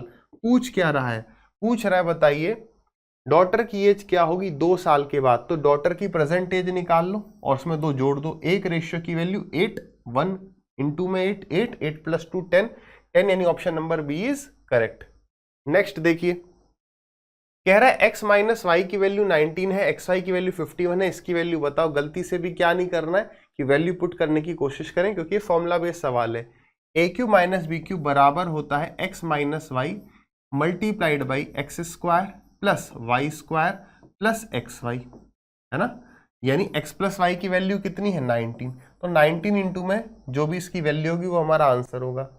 मैं यहाँ पर टाइम वेस्ट नहीं करूंगा कि हम 19 यहाँ पर चेक कर लें कि कौन सा ऑप्शन 19 से कट रहा है। एग्जामिनर बहुत तेज हो चुका है, उसने मल्टीपल ऑप्शन शायद दे दिए हो जो 19 से कट जाए, इसलिए आप इसे निकालेंगे। तो X square plus Y square plus X Y, आप इसको भी ब्रेक करके कैसे लिख सकते हो यार, इस वाली बात को मैं ऐसे लिख सकता हूँ x माइनस वाई का स्क्वायर, और इसमें माइनस का 2a भी होगा लेकिन मुझे प्लस का a भी चाहिए, यानी इसमें ऐड कर दूं मैं 3xy। बात को समझ पा रहे हैं, तो x माइनस वाई का स्क्वायर 19 का स्क्वायर 361, और थ्राइस ऑफ ये ऐड कर दो तो 3 1 जा 3, 5 3 जा 15, कितना आ गया 3 + 1 4, 6 और 5 11, कैरी गया 1, 5 1 4 इंटू में 19 इंटू में 4 हो जाएगा आपका 76, 19 1 जा 19 प्लस 7 इज 26, 19 5 जा 95 प्लस 2 इज 97, 9766, यानी option number A is correct. Next, अच्छा भाई टेबल पूछ दिया, बड़ा सा स्टडी करो इस टेबल को। जब भी आपका डीआई का सवाल आए तो कुछ नई चीज जैसे वो पूछ देता है, जैसे यहाँ पर कह रहा है एपियर और क्वालिफाइड का रेशियो हमें दिया है इन थाउजेंड्स, ठीक है, कैट का कुछ एग्जामिनेशन है, कह रहा है what percentage of the total number of students were qualified out of the total applicants. तो हमें क्या बताना है, percentage of total number qualified upon total बताना है, किसके लिए, स्टेट ए के लिए, गिवन 3 इयर्स, तो तीनों साल के लिए ए के लिए, तो ये है हमारे क्वालिफाइड, तो दिस अपॉन दिस टोटल करके, तो 5 + 3 इज 8, 9 और 2 11 और 4, तो 11 और 4 हो गया आपका 15, डिवाइडेड बाई 9 और 2 11 और 4 15, कैरी गया 1, तो 5 2 7 और 1 8, 185 इंटू में 100, ठीक है। तो 5 से गया ये आपका 20 बार, और 5 से कितनी बार जाएगा ये, 5 × 15 और 35, 5 7 या 35, तो क्या 37 के टेबल में 158 आता है, 37 का इससे तो कोई रिलेशन है ही नहीं, 7 4 या 28, तो 7 4 या 28 और 4 या 12 + 2 14, 148 होता नहीं, यानी अब आप मल्टीप्लाई कर दो, डेसिमल में कोई आपका आंसर होगा, एग्जैक्ट आंसर तो नहीं है, मल्टीप्लाई करो, समय बर्बाद ना करो, 15 दूनी 30, ये आ गया आपका 8 दूनी 16, 15 दूनी 30 और 1 31, 3180, और इसे डिवाइड कर देंगे हम 37 से, अब एक बात को समझो, मैं ये समझ गया कि ये दोनों मेरे आंसर है नहीं, थोड़ा सा स्मार्ट अप्रोच है, कह लो थोड़ा सा प्रेजेंस ऑफ माइंड, या तो 7 आएगा या 8 आएगा। अब आप देखो कितनी टाइम्स आपका ये जाने वाला है, ये लगभग 40 के आसपास है, 48 जा 4 8 जा 32 हो सकता है। आप एक चेक कर लो, मान लो मैंने 7 टाइम्स चेक किया, 7 7 जा 49, 7 3 जा 21, 21 प्लस 4 इज 25, ठीक है, 259 हो गया, तो फिर 60 हो गया, मान लो 70 80 90 100, ये तो 48 अभी और बच रहा है। इसका मतलब 37 8 जा जाएगा और 80 समथिंग हमारा आंसर होगा, सो 85.4 इज करेक्ट। क्लियर? आगे बढ़िए। कह रहा है M and N are 2 points on the circumference of a circle having diameter 50 centimetre. अब सर्कमफेरेंस पर है तो हो सकता है डायमीटर पर हो, हमें नहीं पता, उसने हमें डायमीटर बता दिया, तो मेरे को अभी तक रेडियस पता चला है कि ये 25 है। कह रहा the length of line segment MN, अब इसने बता दिया ना MN की लंबाई 48 है, ये पूरा 48 है। कह रहा find the distance of the line segment MN from the centre of the circle. तो हमें क्या बताना है, हमें ये डिस्टेंस बता देना है MN का, ये वाला डिस्टेंस बताना है, ठीक। तो बस ट्रिपलेट लग जाएगा, इसको यहां से जोड़ दो, ये है आपका 25, ठीक है, और ये पूरा कितना था 48 था ना, तो ये 24 हो जाएगा, तो 7 24 25 हो जाएगा, 7 24 25। फाइंड द डिस्टेंस, ठीक है, वृत्त के केंद्र की दूरी, ठीक है, तो 7 is the right answer. Next देखो, अब man can row a boat at a speed of इतना इन स्टिल वाटर, ठीक है, if it takes 4 times as long to row upstream as it does to row downstream. ये वाले point को मैं थोड़ा सा समझाना चाहूंगा डिटेल में। क्या, यहां पर ये वाली जो लाइन है ना, ये वाली, यहां पर कई सारे स्टूडेंट्स जो हैं वो अपना टाइम वेस्ट कर जाते हैं। कैसे वो अपना टाइम वेस्ट कर जाते हैं, समझने की कोशिश करना। अगर मैं आपसे बोलूं एक, अच्छा मेरे को ये बताओ, केवल डाउन स्ट्रीम वाली स्पीड ज्यादा होती है, ये स्पीड लिख रहा हूं मैं, कि डाउन स्ट्रीम वाली स्पीड ज्यादा होती है, अप स्ट्रीम वाली स्पीड ज्यादा होती है, तो ऑब्वियस सी बात है ये वाली स्पीड ज्यादा होती है। तो टाइम की अगर हम बात करें, यानी ये वाला टाइम जो है कम होगा, ये वाला टाइम अधिक होगा, है ना, ये लेस है, ये मोर है। बात क्लियर है? तो यहां पर जब वो कह रहा है ना कि उसको 4 गुना समय लगता है, ज्यादा, 4 टाइम्स समय, ज्यादा नहीं 4 टाइम्स समय लगता है, किसका, अप स्ट्रीम का। यार इसका मतलब सीधी बात ये है, आराम से अगर मैं आपको इसे लेंदी वे में करते हम तो कैसे करते समझना, टाइम का जो रेशियो है अप स्ट्रीम और डाउन स्ट्रीम, तो टाइम है यहां पर 1, तो डाउन स्ट्रीम, सॉरी स्पीड नहीं है, टाइम है। मैं क्या बताना चाह रहा हूं वो एकदम आपके क्लिक कर जाएगा। यार ये अगर हमारा टाइम 1 है तो ये वाला टाइम 4 है, डिस्टेंस तो सेम है, अगर डिस्टेंस सेम है तो स्पीड और टाइम इनवर्सली रिलेटेड होते हैं, S/T बता रखा है, तो ये 1 होगा, ये 4 होगा। इसका मतलब डाउन स्ट्रीम की स्पीड अगर 4 है तो अप स्ट्रीम की स्पीड 1 होगी। क्या हमें इतना सब करने की जरूरत है? भाई सीधी बात, मुझे ये लाइन पढ़ते ही मुझे क्या समझ में आ रहा है कि रेशियो 4 और 1 है। बताओ कौन सी स्पीड ज्यादा होगी, हमेशा डाउन स्ट्रीम की। तो जो मैं बात कह रहा था, क्या ये बात आपको समझ में आई कि एग्जाम में आपको ये पूरा करना ही नहीं है, हमें केवल ये देखना है कि रेशियो कितना, 4 और 1। तो मैं तुरंत समझ गया कि ये डाउन स्ट्रीम होगी, 15 speed of in still water था, तो 15 प्लस एक्स अपॉन आ जाएगा 15 माइनस एक्स। क्या ये बात समझ में आई? जब भी आपको a plus B upon a minus B का फॉर्मेट दिखता है तो आप क्या करेंगे, तुरंत कंपोनेंडो डिविडेंडो लगाएंगे, यानी ये हो गया a अपॉन बी, आया ना, a plus B upon a minus B में कंपोनेंट डिविडेंडो लगाते हैं तो a बाई बी आता है, यानी 15 बाई एक्स। यहाँ पर 4 plus 1 5, 4 minus 1 3, otherwise cross multiply भी कर सकते हो, इससे 2-4 सेकंड बस बच जाती हैं। 5 3 जा 15, x is equal to 9। Clear है? आगे बढ़िए। 3 पार्टनर डिसाइड करते हैं एक बिजनेस को स्टार्ट करने का, they decided to donate 10% of the profit to charity, ठीक है, और वो रिमेनिंग प्रॉफिट को शेयर करते हैं किस रेशियो में, आपस में इस रेशियो में। टोटल प्रॉफिट दिया हुआ है, फर्स्ट पार्टनर का हमें शेयर बताना, कैसे करोगे, तो 2 5 0 1 2 3, तो उन्होंने 10% सोचा था कि हम डोनेट कर देंगे तो 90% बचेगा, तो 9/10, यानी अब वो इसको आपस में शेयर करेंगे इस रेशियो में, 5 और 2 7 और 2 9, तो ये 9 रेशियो की वैल्यू है। पहला पार्टनर यानी 2 की वैल्यू बतानी थी। 9 से 9 कैंसिल आउट हो गया, 0 से 0 चला गया, है ना। तो 25 का डबल हो गया आपका 50, 50 के पीछे बहुत सारे 0। Option number D is correct. Next, selling price of 50 article is equal to cost price of 70 article. हड़बड़ी में गड़बड़ी हो जाती है। 50 का selling price is equal to 70 का कॉस्ट प्राइस। 0 से 0 गया, यानी कॉस्ट प्राइस अगर 5 है, इसको गोला मार लो। कॉस्ट प्राइस अगर 5 है तो सेलिंग प्राइस 7 है। कितने का प्रॉफिट? 2 का। कितने पर? कॉस्ट प्राइस पर। गलती कभी कभी क्या हो जाएगी, आप 2/7 कर जाओगे, ठीक है, और वो ऑप्शन वो आपको दे भी देगा। क्या है कॉस्ट प्राइस? 5 को गोला मार लो, यानी वो डिनोमिनेटर में जाएगा, तो 2/5 इंटू में 100, 20 इंटू में 2 40, 40% इज करेक्ट। नेक्स्ट, 2 ट्राइंगल्स हैं जिनका एरिया 1024, अच्छा सिमिलर ट्राइंगल्स हैं, ठीक है। एरिया का रेशियो दिया हुआ है। If the length of one side of first triangle दिया हुआ है, दूसरी करस्पॉन्डिंग पूछ रहा है। एरिया का रेशियो दिया है तो साइड का रेशियो ये बाई ये, इसका स्क्वायर रूट।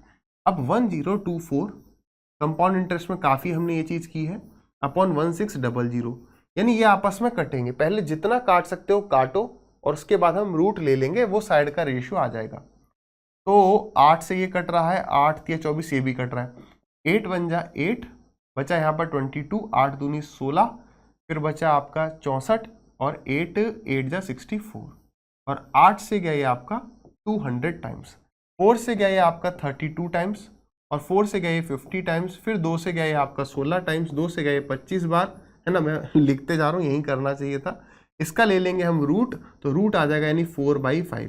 तो 4/5 इज इक्वल टू, पहली साइड है आपकी 20, दूसरे की साइड पता करनी है। 4 5 जा 20 एंड 5 5 जा 25। x इज इक्वल टू आ गया आपका 25। नेक्स्ट, एक अमाउंट इतनी है जो कि इतनी बन जाती है 4 साल में सिंपल इंटरेस्ट पे। रेट बताना, ज्यादा मत सोचो ऐसे सवालों में। SI बराबर PRT अपॉन 100। SI कितना है? 45 बन गए 81, तो 5 और 1 6, 5 3 8, 36 का इंटरेस्ट है, क्योंकि 3 0 से 3 0 कट जाएंगे, टाइम वेस्ट नहीं करेंगे। SI बराबर हो गया प्रिंसिपल इंटू में रेट फाइंड आउट करना है, time is 4 year, divided by 100। तो 4 से गए आपका 25 बार, 5 से गए 5 बार, 5 से गए 9 बार, 9 4 जा 36 एंड 5 4 जा 20। Option number A is correct. In what ratio must a grocer mix 2 varieties of pulses costing इतना एंड इतना, ताकि मिक्सचर की कॉस्ट 80 आ जाए, यानी कि 72 और 89 को मिलाना है। कॉस्ट हमें 80 चाहिए, बड़ा माइनस छोटा कर देंगे, ये आ गया आपका 8, बड़ा माइनस छोटा कर देंगे 9, 9/8, करेक्ट। 8 9 भी दिया हुआ है, उसका कोई मतलब नहीं है। एक policeman received information that thief is at a distance of इतना, ठीक है। चलो इस पर थोड़ा सा आराम से चलते हैं। तो थीफ 7.2 किलोमीटर दूर था, ठीक है, जो कि बाइक पर चल रहा है। पुलिसमैन उसे चेस कर रहा है बोलेरो से। तो थीफ और पुलिसमैन की स्पीड, थीफ की स्पीड कम है, पुलिसमैन की ज्यादा होगी। तो बताइए कितनी दूर पे पुलिसमैन उसको पकड़ेगा। पहली बात ये समझो, इस सवाल को हम करते हैं रिलेटिव डिस्टेंस से। इसे आप डिस्टेंस बराबर डिस्टेंस से भी कर सकते हो, लेकिन रिलेटिव डिस्टेंस मतलब कि जब पुलिस ने भागना शुरू किया तो चोर कितना आगे था, उनके बीच का डिस्टेंस कितना है, वो डिस्टेंस पुलिस को 0 करना है। तो डिस्टेंस है कितना? 7.2, इतने किलोमीटर। ये पुलिस किस स्पीड से करेगी? डिस्टेंस आपने रिलेटिव लिया है, मतलब रिलेटिव डिस्टेंस का मतलब क्या है कि पुलिस और चोर के बीच में स्टार्टिंग में डिफरेंस 7.2 था, यानी अब ये 7.2 दूर ही चलनी है। भले चोर भी आगे बढ़ रहा होगा, डिस्टेंस 7.2 था, चोर और आगे बढ़ा, लेकिन वो जो रिलेटिव डिस्टेंस था वो नहीं बढ़ा, वो कम ही होता गया। यानी कि चोर यानी पुलिस को 7.2 किलोमीटर की दूरी खत्म करनी थी। तो जब डिस्टेंस रिलेटिव है तो स्पीड भी रिलेटिव रहेगी, यानी कि दोनों एक दूसरे मतलब दोनों एक ही डायरेक्शन में जा रहे हैं। पुलिस चोर की तरफ आ रही है, स्पीड माइनस कितना है? 2 और 6 8, ये 36। ये किलोमीटर है, ये किलोमीटर पर आवर है, यानी ये आंसर है आवर्स में। यानी इतने घंटे के बाद, ये आंसर क्या आ गया, इतने घंटे के बाद पुलिस चोर को पकड़ लेगी। लेकिन उसने ये नहीं पूछा कितनी देर बाद पकड़ेगी, उसने पूछा कि कितनी दूरी पर पुलिस उसे पकड़ेगी। इसमें 2 सवाल बन सकते हैं, ध्यान से समझना, बहुत छोटा सा अंतर है दोनों सवालों में। पहला कि पुलिस ने कितनी दूरी पर पकड़ा, दूसरा चोर जो है पकड़े जाने से पहले कितने किलोमीटर भागा। चोर कितना भागा, समझना कि भाई यहां पर थी पुलिस और यहां पर था चोर, इनके बीच की जो दूरी थी ये 7.2 किलोमीटर थी। ठीक है, तो दोनों कितनी देर भागे? दोनों इतनी देर भागे। ये इतनी देर भागा तो ये यहां से यहां आ गया, और ये इतनी देर भागा, इसकी स्पीड कम थी इसलिए ये यहां से यहां ही पहुंच पाया। यानी दोनों एक पोजीशन पर आ गए और पकड़ लिया चोर को पुलिस ने। डन। तो कहने का मतलब ये डिस्टेंस पुलिस चोर का डिस्टेंस अलग है, पुलिस का डिस्टेंस अलग है, टाइम सेम है। यानी इसे अगर मैं पुलिस की स्पीड से मल्टीप्लाई कर दूं तो पुलिस ने कितना डिस्टेंस ट्रेवल किया वो आ जाएगा, और चोर की स्पीड से अगर मल्टीप्लाई कर देंगे तो चोर ने पकड़े जाने से पहले कितना डिस्टेंस ट्रेवल किया वो आ जाए। क्लियर है? डेसिमल हटा दो, एक नीचे 10 ले आओ। 36 से गया ये आपका 2 बार, 8 दूनी 16, 13 दूनी 26 और 1 27। डेसिमल आ गया प्यारा सा 27.6। करेक्ट है। आगे बढ़े। Determine the value of the product of ये for A is equal to इतना, बी इज इक्वल टू इतना। केवल वैल्यू पुट कर देनी है, आराम से करना, खुश मत हो जाना। 4 3 जा 12 और 5 2 जा 10, 12 प्लस 10 यानी 22। अब 22 देखते ही मेरा मन करा क्या कि मैं ऑप्शन देख लूं कि 11 से कट रहा होगा, है ना। ऐसा ना करो, मल्टीपल ऑप्शन दे दिए होंगे, ठीक है ना। आ जाओ इनटू में 9a स्क्वायर, तो 4 का स्क्वायर हो गया आपका 16, और 16 इंटू में हो जाएगा आपका 144, और 4b स्क्वायर, क्योंकि पॉजिटिव है इसलिए मैं इसको ऐड कर देता हूं एक साथ। 5 का स्क्वायर 25, 25 इंटू में 4 यानी कि ये हो गया आपका 100, ये हो गया आपका 244। माइनस कर देना है इसमें से 6ab, 5 4 या 20, और 20 इंटू में 6 हो गया आपका 120। तो ये बचा आपका कितना 421। 124 को 22 से मल्टीप्लाई करना, डबल कर दो 248 क्रॉस 248, कितना आ गया 8, 8 और 4 12, 4 2 6 1 7, और ये 2728, यानी option number A is correct. Next, एक इलेक्शन होता है जहां पर केवल 2 कैंडिडेट थे। एक कैंडिडेट को 39% वोट मिले और वो हार जाता है कितने वोट से? इतने वोट से। If there were no invalid votes, तो बताइए टोटल नंबर ऑफ वोट्स कितने डाले गए। अब समझिए, अगर एक को 39% मिला है तो दूसरे को कितना मिला होगा? 61 मिला होगा, और 61 और 39 का अगर आप डिफरेंस लें तो कितना आ जाएगा आपका 9 और 2 11, है ना, और उसके बाद कितना बचा आपका 41 61। एक तो ये वैसे ठीक है, ये समझ में आएगा। अब इसी को मैं इम्प्रेस करने के लिए बताऊं तो वैसे भी बता सकता हूं, और आप इसे चाहे तो यूज भी कर सकते हैं। यार एक को 39 मिले, दूसरे को भी 39 मिले तो 78 हो गया, बट रिमेनिंग वोट किसे मिले? रिमेनिंग वोट की वजह से वो जीत गया। तो 39 का डबल 78, और एक्स्ट्रा कितना बचा है? 78 के बाद आपका 22 बच गया। ऐसे भी कर सकते हो, बट ठीक है, ये कोई बड़ी चीज नहीं है, इससे कोई दिक्कत नहीं है ना। तो ये कितना हो गया आपका 2640। ये 22% की वैल्यू है यूनिटरी मेथड, और वो पूछ रहा है टोटल वोट्स। टोटल वोट्स पूछा है, 100 की वैल्यू पूछ रहा है। तो 11 से गए 2 बार, 11 से गया ये 24 टाइम्स, 2 से गए 12 टाइम्स, 12 के पीछे 3 zero is the right answer. Option number D is correct. Next, इसकी वैल्यू बतानी है। देखो इस सब में हमेशा इसको पहले आप उतार के लिख लो, और हड़बड़ी में गड़बड़ी हो सकती है, बस उस चीज से बचना है, ठीक है। ये कितना है 2 2 4 44, 44 बाई 11, ये पूरा 44 बाई 11 4। तो ये हो गया आपका 4 माइनस में 21 प्लस 7 7 जा 49 माइनस, अब देखो ये 4 इससे मल्टीप्लाई हो रहा है, गलती से -13 + 4 नहीं कर देना है, ये माइनस का 13 है, ये आएगा आपका प्लस का 3, 3 + 4 हो गया आपका 12। तो ये हो गया आपका माइनस का 1, तो 48, 48 + 4, तो 48 + 4 इज 52, और 52 - 21 यानी ये हो गया आपका 1, 5 - 2 यानी कि 3, 31 इज द राइट आंसर, ठीक है। आ जाइए, इवेल्युएट द वैल्यू ऑफ ये इफ a tan थीटा बराबर 15। तो देखो tan थीटा की वैल्यू 15/8 आ गई, और tan थीटा क्या होता है? sin/cos, तो sin/cos इज इक्वल टू 15/8। समझ में आया? यानी sin थीटा की वैल्यू आप 15 ले सकते हो, cos थीटा की वैल्यू आप 8 ले सकते हो। मैंने ट्रिग्नोमेट्री में ये भी बताया था कि कब ये वैल्यू नहीं ले सकते, जब इसकी डिग्री और इसकी डिग्री अलग अलग होती है। sin थीटा बराबर होता है p/h, cos थीटा बराबर b/h, तो h से h कट जाता है, इसलिए आप ऐसे ले सकते हो। अगर कभी ऐसे आ जाए, है ना, यहाँ पर स्क्वायर आ जाए, तो यहाँ पर आप ये वैल्यू नहीं डाल सकते, एग्जामिनर आपको कंफ्यूज करने के लिए ऑप्शन दे देगा, या नहीं देगा तो आप टाइम वेस्ट करो कि यार मैं तो सही कर रहा हूँ। ये केवल और केवल तब डाल सकते हो जब डिग्री सेम है, यानी यहाँ पे साइन है, यहाँ कॉस है, यहाँ साइन है, यहाँ कॉस है। एग्जाम्पल के लिए इस पॉइंट को क्लियर करने के लिए डिग्री वाला मुझे बताओ, अगर ऐसे आ जाए 2 sine theta cos theta upon sine square theta, तो क्या आप यहाँ पर ये वैल्यू डाल सकते हो? ये वैल्यू, ये अगर ऐसे आपको दिया, द आंसर इज यस, यहाँ पर डाल सकते हो। क्यों? क्योंकि यहाँ पर साइन थीटा मतलब p by H, cos theta मतलब b बाई एच, तो यहाँ पर ऊपर अगर देखा जाए तो h स्क्वायर होगा डिनोमिनेटर में, यहाँ पर भी sign theta is p by H, तो यहाँ पर नीचे h स्क्वायर हो जाए, क्योंकि यहाँ स्क्वायर है तो h स्क्वायर से h स्क्वायर कट जाएगा, इसलिए हमें h की कोई ज़रूरत नहीं होती है। अच्छा सर, अगर ऐसा हो गया, अगर ऐसा आया तो ये तो बता दो तब क्या करना है? तो मेरे भाई उस केस में आपको ट्राइंगल बनाना होता है। तो ये थीटा है, ये अपना 15 और 8 है, 8 15 17, tan theta is equal to perpendicular upon base, तो ये आ गया अपना 17। उस केस में आप थीटा की हिसाब से साइन थीटा कॉस थीटा निकाल के वो यहाँ पर पुट करते। अभी जो है हमारी डिग्री सेम है तो हम यहाँ पर 15 और 8 पुट कर सकते हैं। समझ में आ गई दोनों चीजें? अब यहाँ पर पुट कर दो, तो यहाँ पर साइन थीटा की वैल्यू हमने 15 पुट करी, 15 चौके 60 प्लस 8 3 जा 24, और इसी तरीके से नीचे हो जाएगा 60 माइनस में 24, तो ये हो गया आपका 84 और ये हो गया आपका 36। तो 12 6 72, 12 7 84 और 12 3 36, 7/3 सी इज करेक्ट। आगे बढ़िए।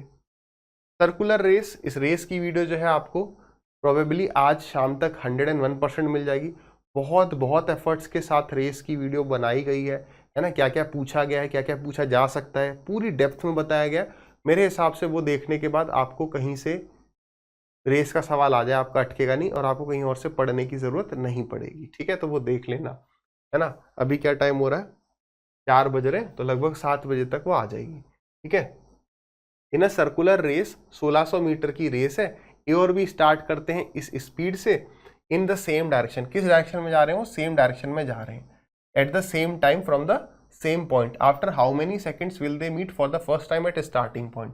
तो देखो होता क्या है, आप वो वीडियो देखना, क्योंकि तब जाके सारी चीज़ें बहुत अच्छे से क्लियर होंगी। थोड़ा टाइम लगेगा उस चीज़ को समझाने में। अगर आपने पढ़ा हुआ है तो आप जानते होंगे कि जब स्टार्टिंग पॉइंट पर मिलने की बात होती है तो डायरेक्शन इज नॉट इम्पॉर्टेंट। ठीक है, तो हम बस ये देखते हैं कि यार मिलना कहाँ पर है, इस स्टार्टिंग पॉइंट पर मिलना है। ठीक है, तो हम देखते हैं कि यार एक व्यक्ति चक्कर कितनी देर में लगा रहा है, तो डिस्टेंस कितना है? 1600 मीटर, और स्पीड कितनी है? 45 किलोमीटर पर आवर। तो आप ऐसा करो 1.6 अपॉन 45 कर दो, तो ये आंसर हमारा आवर में आ गया। तो एक चक्कर पहला आदमी इतनी देर में लगा रहा है, और दूसरा इसी प्रकार से 1.6 अपॉन 36। तो दोनों को एक साथ मिलना है। भाई मैंने कहा एक बेल हर 3 सेकंड के बाद बज रही है, दूसरी बेल हर 5 सेकंड के बाद बज रही है, दोनों एक साथ अभी बजी। तब कितनी देर के बाद दोनों एक साथ बजेंगे? तो आपने कहा 3 और 5 का एलसीएम। इसका एलसीएम कभी भी इसको आप काटोगे नहीं। क्यों? क्योंकि दोनों में ट्रैक की लंबाई सेम रहेगी। एलसीएम ऑफ फ्रैक्शन, भिन्न का जो फ्रैक्शन होता है वो सबसे आसान होता है ना, यानी ऊपर वाले का एलसीएम नीचे वाले का एचसीएफ। तो ऊपर का एलसीएम तो आपको तुरंत दिख रहा है कि वो तो सेम ही है 1.6, इसलिए काटो मत। और नीचे का एचसीएफ कितना हो गया? 9, इतने आवर। लेकिन उसने हमें जो आंसर दिया है वो सेकंड्स में दिया है। किस में दिया आंसर? सेकंड्स में, यानी कि इनटू में 3600 करना पड़ेगा। आया ना? तो डेसिमल हटाओ, 0 भगाओ, 9 4 जा 36, 16 4 जा 64 और एक 0, 640, यानी option number A for Apple is correct. Next, the diameter of the base of a cylinder is 35। तो डायमीटर 35 है, यानी रेडियस 35/2 हो गया। हाइट हमें दे दी है। कर्व्ड सरफेस एरिया यानी 2πRH की वैल्यू पूछ रहा है।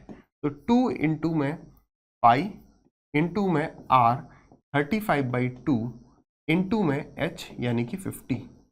तो 2 से गया ये 2, 7 से गया ये 5 टाइम्स, 5 5 जा 25, 25 2 जा 50, 25 2 जा 50 प्लस 5 55। नेक्स्ट, एक शॉपकीपर चार्ज करता है एक कस्टमर को 17% more than the cost price. ठीक है, इफ कस्टमर ने इतना पे किया है फॉर अ मोबाइल फोन, तो बताओ मोबाइल फोन का कॉस्ट प्राइस कितना था। यानी ये हमें क्या दिया हुआ? सेलिंग प्राइस दिया है। 100 रुपए की चीज थी, उसे बेचा 117 में। तो ये 17550 किसकी वैल्यू है? 117 की। बतानी कितने की है? 100 की। आप एक बात देखो, आंसर पूरे पूरे नंबर्स हैं, पूरा कटेगा 117, इसको तो काट ही नहीं सकता है, यानी इससे ये कटेगा। कितनी बार? 7 है, यहाँ पर 5 है, तो यानी ये कम कि कुछ समथिंग 5 टाइम्स जा रहा होगा, समथिंग 5, मुझे नहीं पता कितना, बट समथिंग 5। तो जीरो कितने होंगे? 2 और एक 3 जीरो होंगे, और फिर एंड में 5 होगा। 3 जीरो होंगे, 5 होगा, 2 जीरो है, 2 जीरो है, 2 जीरो, तो ये करेक्ट है। क्लियर है? 1177 में डिवाइड करने की जरूरत नहीं, यानी डिवाइड करेंगे तो 15 बार जाएगा। क्लियर? तो यूनिट डिजिट वाला कंसेप्ट, क्योंकि ये वाला जो सवाल है ना, इस टाइप का सवाल CHSL में आया था।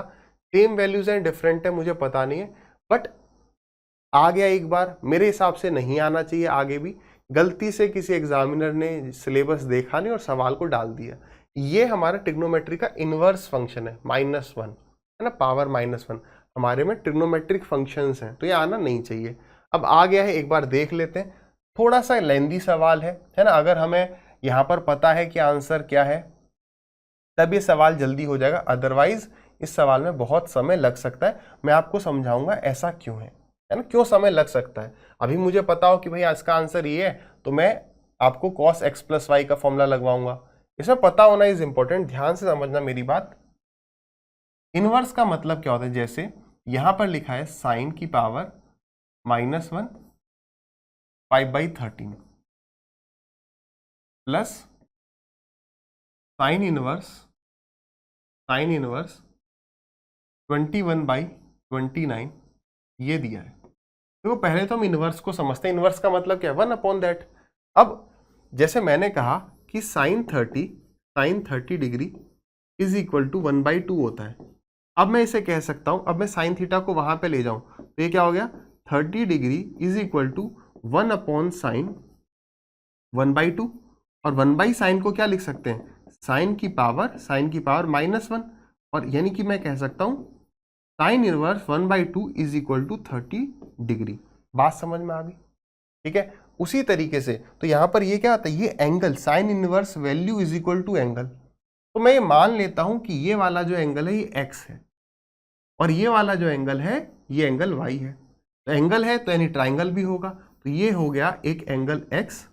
यानी यहां से अगर इसको इक्वेट करोगे x से, यानी साइन x की वैल्यू, इसका मतलब साइन x की जो वैल्यू है that is equal to 5/13। Exam में आपको सीधे लिखना है। इसका मतलब साइन y, इसका मतलब हो गया आपका कि साइन y की वैल्यू है 21/29। ये हो गया आपका y। तो sine theta is equal to p/h। ये हो गया आपका कितना? 5/13। तो 5, 12, 13, 20, 21, 29, 20, 21, 29। अब चिंटू ने बोला कि सर मुझे ये वाला ट्रिपलेट याद नहीं है, क्या मैं फेल हो जाऊंगा? ऐसा कुछ नहीं। देखो 29 का स्क्वायर -21 का स्क्वायर कर दो। नहीं भी याद है, बड़े नंबर आ गए, 59 आ गया और कुछ आ गया, तो याद रखना छोटी सी बात है, कोई बड़ी चीज नहीं है। ये क्या है? This square minus this square. तो कभी भी बड़ी वैल्यूज हो तो a square minus B square को तोड़ो, a plus B into a minus B. a plus B कितना हुआ? 20, 40, 50 इंटू a माइनस बी कितना हुआ? 8। इसका लेना है रूट। 8 5 40, 400, और 400 का रूट 20। नहीं तो देखो 25 दूनी 50, 25 इंटू में 2, और 8 2 जा 16, क्योंकि परफेक्ट स्क्वायर होगा तो इसका रूट 4, इसका रूट 5। क्लियर है? आ जाओ। तो यहां से हमें ये पता चल गया। अब ना आगे की बात को समझते हैं। तो दिस इज इक्वल टू, ये बराबर है किसके? ये इज इक्वल टू क्या? तो ये equal to x plus Y है। क्यों? क्योंकि मैंने इसको x माना, मैंने इसको y माना, तो मेरे पास x प्लस वाई आ गया। तो भाई मुझे x प्लस वाई की वैल्यू अब कैसे पता चलेगी? तो इसका मतलब ये है कि मुझे यहां पर फॉर्मूला लगाना पड़ेगा। साइन, जैसे यहां पर आंसर्स आपके इनवर्स में आंसर है। क्यों आंसर है पता है? अब होगा क्या, ध्यान से समझना, छोटा सा स्टेप है, बट क्यों टाइम टेकिंग है मैं आपको ये समझा रहा हूं। हो सकता है आपने कहीं यूट्यूब पे कराओ कि भाई इसमें ये फॉर्मूला लगा देंगे। ये सवाल काफी टाइम टेकिंग हो सकता है। कैसे? समझना, आराम से समझो। तो इतने सारे सवाल हमने जल्दी किए, तो ये टाइम, यहां पर टाइम इन्वेस्ट कर लेते हैं। मान लो दिस इज इक्वल टू, मैंने अब इसका क्या किया? मैंने इसका साइन ले लिया, साइन x प्लस वाई। मैंने इस एंगल का साइन थीटा ले लिया, तो साइन एक्स प्लस वाई उसकी कोई वैल्यू आएगी, यानी मैं लिख सकता हूँ ना। अब फिर मेरे को पूछा क्या है, मेरे को तो एक्स प्लस वाई निकालना है, यानी X plus Y is equal to ये साइन उधर जाएगा साइन इनवर्स वी, यानी हमारा जो आंसर होगा वो साइन इनवर्स कोई वैल्यू, कॉस इनवर्स कोई वैल्यू, अगर मैंने 10 ले लिया इसका तो 10 इनवर्स वो वैल्यू होगा। तो ये सवाल में अगर ये सवाल एग्जामिनर पूछना भी चाहता है अगर, तो उसको सारे में एक ही चीज देनी चाहिए, cos cos cos cos, sine sine sine sine, ताकि बालक को समझ में आए कि मैं कौन से फॉर्मूले के साथ प्रोसीड करूं, मैं इसका साइन लूं, मैं इसका कॉस लूं या टेन लूं, वो तो नहीं पता चल रहा। तो वो तो ले एक एक वैल्यू, एक एक चीज हमें लेनी पड़ेगी। जैसे मान लो मैं यहां पर साइन लेता हूं इसका, ठीक है, तो ये क्या हो गया, यानी साइन ए प्लस बी, तो sine X plus Y is equal to sine X cos Y plus cos X sine Y. तो यहां से मुझे ये समझ में आया कि यार इसका मतलब तो मुझे कॉस और साइन भी निकालना पड़ेगा, है ना। तो मैं लिख लेता हूं यहां पर, तो यहां से मेरा कॉस एक्स कितना आ गया था, cos theta is equal to B by H, यानी 12/13, ठीक है। और यहां से आ गया हमारा sine cos Y, sorry cos Y is equal to B by H, यानी 20/29, ठीक है ना। अब अगर हम इस वैल्यू को यहां पुट करें, कॉस ढंग से दिख नहीं रहा ना, ये हो गया आपका कॉस। अब इस वैल्यू को हम वहां पुट करते हैं, तो साइन एक्स का मतलब हो गया 5/13, तो 5/13 इंटू में कॉस वाई का मतलब 20/29 माइनस नहीं प्लस कॉस एक्स मतलब कि 12/13 इंटू में साइन वाई मतलब कि 21/29, 21/29। अगर मैं इसे मल्टीप्लाई करूंगा तो 29, नीचे डिनोमिनेटर तो दोनों में सेम है, तो 29 3 जा क्या हो गया 57, और 29 1 जा 29 3 जा 87, तो 29 1 जा 29, 29 प्लस 8 हो गया आपका 37, तो 377 नीचे आ जाएगा, ऊपर कितना आ जाएगा 25 जा 100, और 12 इंटू में 21, 12 एकम 12, 12 दूनी 24, 252, तो 352 हो गया, 352/377 कट रहा है, 7 7 14 और 3 17 नहीं कटना चाहिए, तो 352/377 यहां पर है, 352/377 यहां पर भी है। एक बात को समझना, और कहीं है नहीं है, अब हमने यहां पर फॉर्मूला क्या लगाया साइन का, तो x प्लस वाई की जो वैल्यू आई इसका मतलब इसकी वैल्यु ये आई है, ठीक है, यानी साइन इनवर्स ऑफ दिस। अब दिस इज, देखो दिस इज इक्वल टू 352/377। अब मैं साइन को अगर यहां पे लाऊंगा तो ये हो जाएगा साइन इनवर्स दिस, यानी ये x प्लस वाई, ये हमारा आंसर होना चाहिए। तो क्या साइन पर यह आंसर है, नहीं है, और ये अगर है तो कॉस पर है, तो ये भी गलत होगा और ये भी गलत होगा, तो ये करेक्ट होगा। इस तरीके से कर सकते हैं, अदरवाइज अगर ये वैल्यूज और अलग अलग दे दे तो और दिक्कत हो जाएगी, तो यहां पर थोड़ा ज्यादा ही दिमाग को लगवा रहा है। Otherwise X cos X plus Y हमें यहां पर यानी लगाना चाहिए था, ये मेरे को आंसर देख के अब समझ में आया, बट एग्जाम में पता थोड़ी होता। अगर यूट्यूब पे बता दिया किसी ने कि यार यहाँ पे कॉस एक्स प्लस वाई लगा, नहीं, एग्जाम में नहीं पता होता है। एग्जाम के बाहर जो आपको कोई भी सवाल करवा दे रहे हैं ना, देखो ये ट्रिक है वो ट्रिक है, तो सारी फर्जी चीजें हैं, ठीक है ना। आ जाइए, ए और बी मिलकर किसी काम को 24 दिन में कर सकते हैं, तो मैं आपको वो कराता हूँ जो प्रैक्टिकली पॉसिबल है, ताकि आप एग्जाम में गाली नहीं दोगे कि अरे सर क्या करा दिया है। पहले पढ़ा करो, फिर प्रीवियस ईयर लगाया करो, फिर उस ट्रिक पे भरोसा किया करो। प्रैक्टिस करने का आप लोग टाइम निकालते नहीं हो। एलसीएम लेने में दिक्कत आई होगी, मैंने बताया ना एलसीएम लेने का तरीका। एलसीएम मतलब कि वो तीनों में है, तो आपने कहा यहां पर 7 है, यहां पर 7 है, तो 7 आएगा ही आएगा, 7 3 जा 21 एंड 7 2 जा 14। क्या 7 यहां पर है, नहीं है, ये मैंने बता रखा है, टाइम एंड वर्क की वीडियो देखना। तो 7 यहां पर आ गया, क्योंकि नहीं है तो वो चीज आ गई। यहां पर एक तीर दो निशाने, यहां से आपका वर्क भी निकल के आ जाता है और आपको एफिशिएंसी भी मिल जाती है। अब 24 3 और 2, क्या आप इसका एलसीएम जानते हो? तो 24 3 और 2 बिल्कुल 24 इज द एलसीएम, तो ये आ गया आपका 24। तो 24 तो है ही, 3 कितने जा 24 8 जा, और 2 कितने जा 24 12 जा। इसका मतलब a प्लस बी की एफिशिएंसी ये रही, b प्लस सी की एफिशिएंसी ये रही, a प्लस बी प्लस सी की एफिशिएंसी ये रही। अब बताओ क्या पूछा है, उसने बोला बताइए कितने दिन में ए और सी काम को कर सकते हैं, यानी ए प्लस सी चाहिए। तो यहां पर देखो what is A plus B plus B plus C, ये A plus B plus B plus C हो गया 8 और 7 15, यानी अगर मैं इसका, और ये है 12, ये 12 है, ये 15 है, ये क्या ए प्लस 2b प्लस सी, तो अगर आप इसमें से इसको माइनस करोगे तो b की वैल्यू आ जाएगी कितनी 15 और ये 12 3। इसका मतलब ये हुआ, इसका मतलब ये हुआ कि a प्लस सी कितना है, इसका मतलब a प्लस सी आपका 9 है, आया ना। आप यहां से भी निकाल सकते हो, ये 3 आया तो c की वैल्यू 5 आ गई, बट हमें तो a प्लस सी चाहिए था, अलग अलग नहीं भी निकालेंगे तो भी चलेगा। ये 3 था तो ये 4 हो गई, तो 5 प्लस 4 यहां से भी 9 आ गया। अब उससे हमें ये काम 9 से डिवाइड कर दो, मल्टीप्लाई मत करो कि 24 इंटू 7 ना, अरे अभी तो डिवाइड करना है ना। तो 3 से गया 3 टाइम्स, ऑलरेडी कटने के लिए बैठा है, 3 8 24, 8 7 56, 56 अपॉन 3, तो 3 से गया ये आपका 3 1 3, 26, 3 8 24, 2/3, यानी 18 सही 2/3, option number A is correct. Next देखिए क्या कह रहा है सवाल। सवाल कह रहा है कि भाई ये ग्राफ शो करता है कार मैन्युफैक्चर हो रही है कंपनी ए और बी में, कह रहा find the percentage increase in the manufacturing of cars from 11 to 12 company A. Company A orange line है, 11 से 12 यानी यहाँ की बात हो रही है, इंक्रीज 11 पर देखा जाएगा, ये वाली वैल्यू डिनोमिनेटर में जाएगी कि प्रीवियस ईयर के मुकाबले कितना इंक्रीज है, तो ये डिनोमिनेटर में। तो देखो भाई ऑरेंज लाइन नीचे है तो ये वाली वैल्यू है, थोड़ा ऊपर नीचे, ये नीचे आना चाहिए था, और ये वाली कम वाली वैल्यू ये बड़ी है, ठीक है। इंक्रीज हमें सीधे सीधे दिख रहा है 12 का, कितने पर 120 पर, तो 100 पर कितना 10%, ठीक है। Option number C is correct.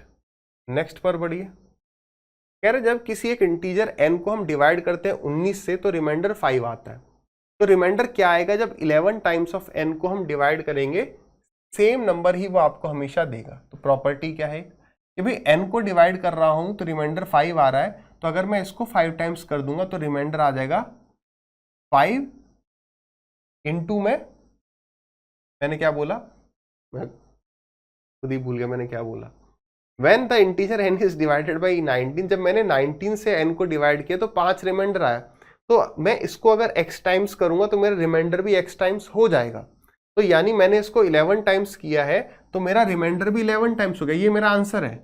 लेकिन क्या 55 रिमाइंडर हो सकता है अगर मेरा नंबर 55 से छोटा है? नहीं। तो अब आप इसको डिवाइड कर लो, अब नंबर की जरूरत नहीं है। कई बच्चे क्या करते हैं n की वैल्यू 1 वगैरह मान लेते हैं या 19 + 5 मान लेते हैं, इतना ना करो, कैलकुलेशन आप बढ़ा रहे हो अपने लिए। सीधी बात है कि यार आप एग्जाम्पल से समझो, जैसे मान लो 15 है, 15 को अगर मैं 7 से डिवाइड करता हूं तो 1 रिमाइंडर आता है, तो अगर मैंने इसको 10 टाइम्स कर दिया तो 150 हो गया। अब 150 को अगर आप 7 से डिवाइड करोगे तो 7 से आप इसके एक बार पास पहुंचो, 140 डिवाइड होता है ना, मैंने क्या किया 10 टाइम्स किया, तो मैंने क्या किया जो भी था पहले 7 2 जा 14 जा रहा था, मैंने उस 14 को 10 टाइम्स कर दिया। अब अगर देखो 140, अब 10 बच रहा है, 10 रिमाइंडर बच रहा है, लेकिन 10 रिमाइंडर बच नहीं सकता, तो 10 को 7 से डिवाइड करो, रिमाइंडर 10 टाइम्स हो गया। ऐसे 55 को सीधे 19 से डिवाइड करो, 19 3 जा 57, यानी रिमाइंडर को आप -2 कह सकते हो, यानी 19 - 2 17, या जोड़ के देख लेना, 2 कम है ना, रिमाइंडर 19 हो जाता, 2 कम है 19 से 17। ये वाला सवाल था, इसका शायद 6% मैंने देखा था स्टूडेंट्स ने करेक्ट किया था। देख लेते हैं है ना क्या सवाल है, कैसे है। एक सर्कल है PQRS, एक सर्कल है जिसमें PQRS एक साइक्लिक क्वाड्रिलेटरल है। साइक्लिक क्वाड्रिलेटरल पढ़ के मेरे को सिर्फ ये याद आता है कि अपोजिट एंगल का जो सम है दैट इज 180 डिग्री। तो क्या नाम है इसका, PQRS, PQR और S, ठीक है। PQRS is a cyclic quadrilateral in which PU is drawn parallel to SR। ये सवाल पूछा हुआ है क्या, पता नहीं। SR ये है, इसके पैरेलल PU ड्रॉ करना है। इसको एक बार सीधा बनाएं तो सही रहेगा, क्योंकि पैरेलल ड्रॉ करना है। इसमें भी 2 बातें आ रही हैं, अगर आप समझो कि PU इधर होगा या इधर होगा, शायद इधर ना हो, क्योंकि वरना वो कहता है ये QR को इंटरसेक्ट करता है। तो पहले लैंग्वेज में थोड़ा सा तो कॉम्प्लिकेशन है। आपको पता हो ये सवाल आया है नहीं आया बताना, ठीक है। कई बार मैं बता रहा हूँ, जैसे अभी मैं रेस आपको पढ़ाने के लिए पूरा अभी मैंने सवाल देखे लेटेस्ट वाले, तो कई बार ना एग्जामिनर पे या तो प्रेशर होता है ज़्यादा सवाल बनाने में, कई लैंग्वेज गलत है उसमें, ठीक है। अब जैसे यहाँ पर उसे बताना चाहिए था where U is a point outside the circle, ऐसे करके बताओ, ठीक है। चलो कोई नहीं। तो यहां पर अगर मैं ड्रॉ करूं P U is drawn parallel to S R, तो मैं ये ऐसे ड्रॉ कर देता हूं, ठीक है। तो P U is drawn parallel to S R, ठीक, and QP is produce to T, QP produce करें ना, क्यू से पी की तरफ आगे बढ़ना है आपको टी पर। If angle P Q R बराबर 94, एंगल पी क्यू आर, ये एंगल कितना है आपका 94 है, और एंगल टी पी यू बराबर 31 है, तो टी पी यू बराबर 31 है। Find the value of supplementary of angle S R Q. तो गलती क्या हो सकती है कि हम एस आर क्यू की वैल्यू निकालें, उसको टिक कर दे। बेसिकली वो कह रहा है कि जो भी आंसर आएगा 180 माइनस एस आर क्यू कर दो, सप्लीमेंट्री मतलब सम 180 डिग्री। तो हमें यहां तक पहले पहुंचना है, ठीक है। तो कैसे पहुंचेंगे, इन चीजों का यूज कर लेंगे कि ये वाली लाइन और ये वाली लाइन पैरेलल है ना। तो अगर ये वाला एंगल 94 है तो ये वाला एंगल कितना हो जाएगा 180, अपोजिट एंगल का सम 180, अब 180 माइनस 94 यानी कि 6, ये हो गया 86। अब देखो ये एंगल 86 है, मैं दूसरा कलर यूज करूं, ये 86 है, यानी ये पूरा 86 होगा, है ना। देखो ये अगर लाइन को मैं आगे यहां से बढ़ा दूं, है ना, ये अपना z एंगल हो गया, तो ये 86 है, तो ये पूरा 86 होगा। और अगर ये पूरा 86 हुआ तो ये वाला एंगल कितना 86 माइनस 31, तो ये हो जाएगा आपका 5 और 5 55 हो गया। फिर ये 55 है, अब आपको पता होगा ये और ये एंगल बराबर होते हैं, है ना, पड़ी होगी प्रॉपर्टी, अदरवाइज कैसे, कोई बड़ी चीज नहीं। 55 है, ये 180 माइनस 55, इन दोनों का सम कितना 180, यानी ये एंगल आपका 55 होगा। तो एग्जामिनर ने एक ऑप्शन आपको 55 भी दिया होगा, लेकिन 180 माइनस 55 आपको टिक करना है, यानी 125 इज करेक्ट, ठीक है। बट यार इसका ऑप्शन शायद मैंने देखा था, क्योंकि इसमें कम स्टूडेंट्स का करेक्ट था, तो ये 63 था, है ना, ऐसा है क्या, ये 117 था। एक सेकंड, तो मेरे हिसाब से ऐसा है कि ये सवाल ना एग्जामिनर ने बनाया है थोड़ा सा गलत, फिगर के हिसाब से कहीं सवाल तो नहीं बदल रहा, कई बार ऐसा हो जाता है। देखो ये सवाल में ना शायद इसका ये आंसर है, मैं बता रहा हूं, ये भी बिल्कुल सही है, ठीक है, और वो होगा उसका सॉल्यूशन देखना, वो भी बिल्कुल सही होगा, उसमें फिगर कुछ अलग बना दिया होगा। गलती कहीं पर नहीं है, गलती सवाल में है कि वो कई बार होता है ना, हमें सवाल नहीं मिला तो हमने सवाल बनाने की कोशिश करी, तो हमने उसका केवल एक पर्सपेक्टिव सोचा कि नहीं मैं ना पी यहाँ पे लूंगा या मैं पी यहाँ लूंगा, तब मैंने फिगर बना लिया। बट एग्जाम में ऐसा तो नहीं होगा, बच्चा कहीं भी बना सकता है, उसके पास सवाल ऐसा होना चाहिए कि मेरे पास फ्रीडम हो, मैं कहीं से ही बनाऊं तो वो आया आंसर। मेरे ख्याल से इनमें से कोई आंसर था, 125 तो शायद नहीं था, तो उसका सॉल्यूशन आप देखना, ये एग्जैक्टली करेक्ट है। आप ये ना सोचो कि ये गलत हो गया, आप ये सोचो इसमें गलती क्या है, क्या यहाँ पे कोई भी गलती है फिगर में, नहीं, तो यानी वो एग्जामिनर ने जब सवाल बनाया तो हड़बड़ी में कुछ गड़बड़ी उनसे हो गई, ठीक है। चलिए, तो इसी के साथ जो है हमारा ये सेशन एंड होता है। आई होप आपने कुछ चीजें यहाँ पर सीखी हो, बाकी इस शाम आज रेस आप पूरी जरूर देखना।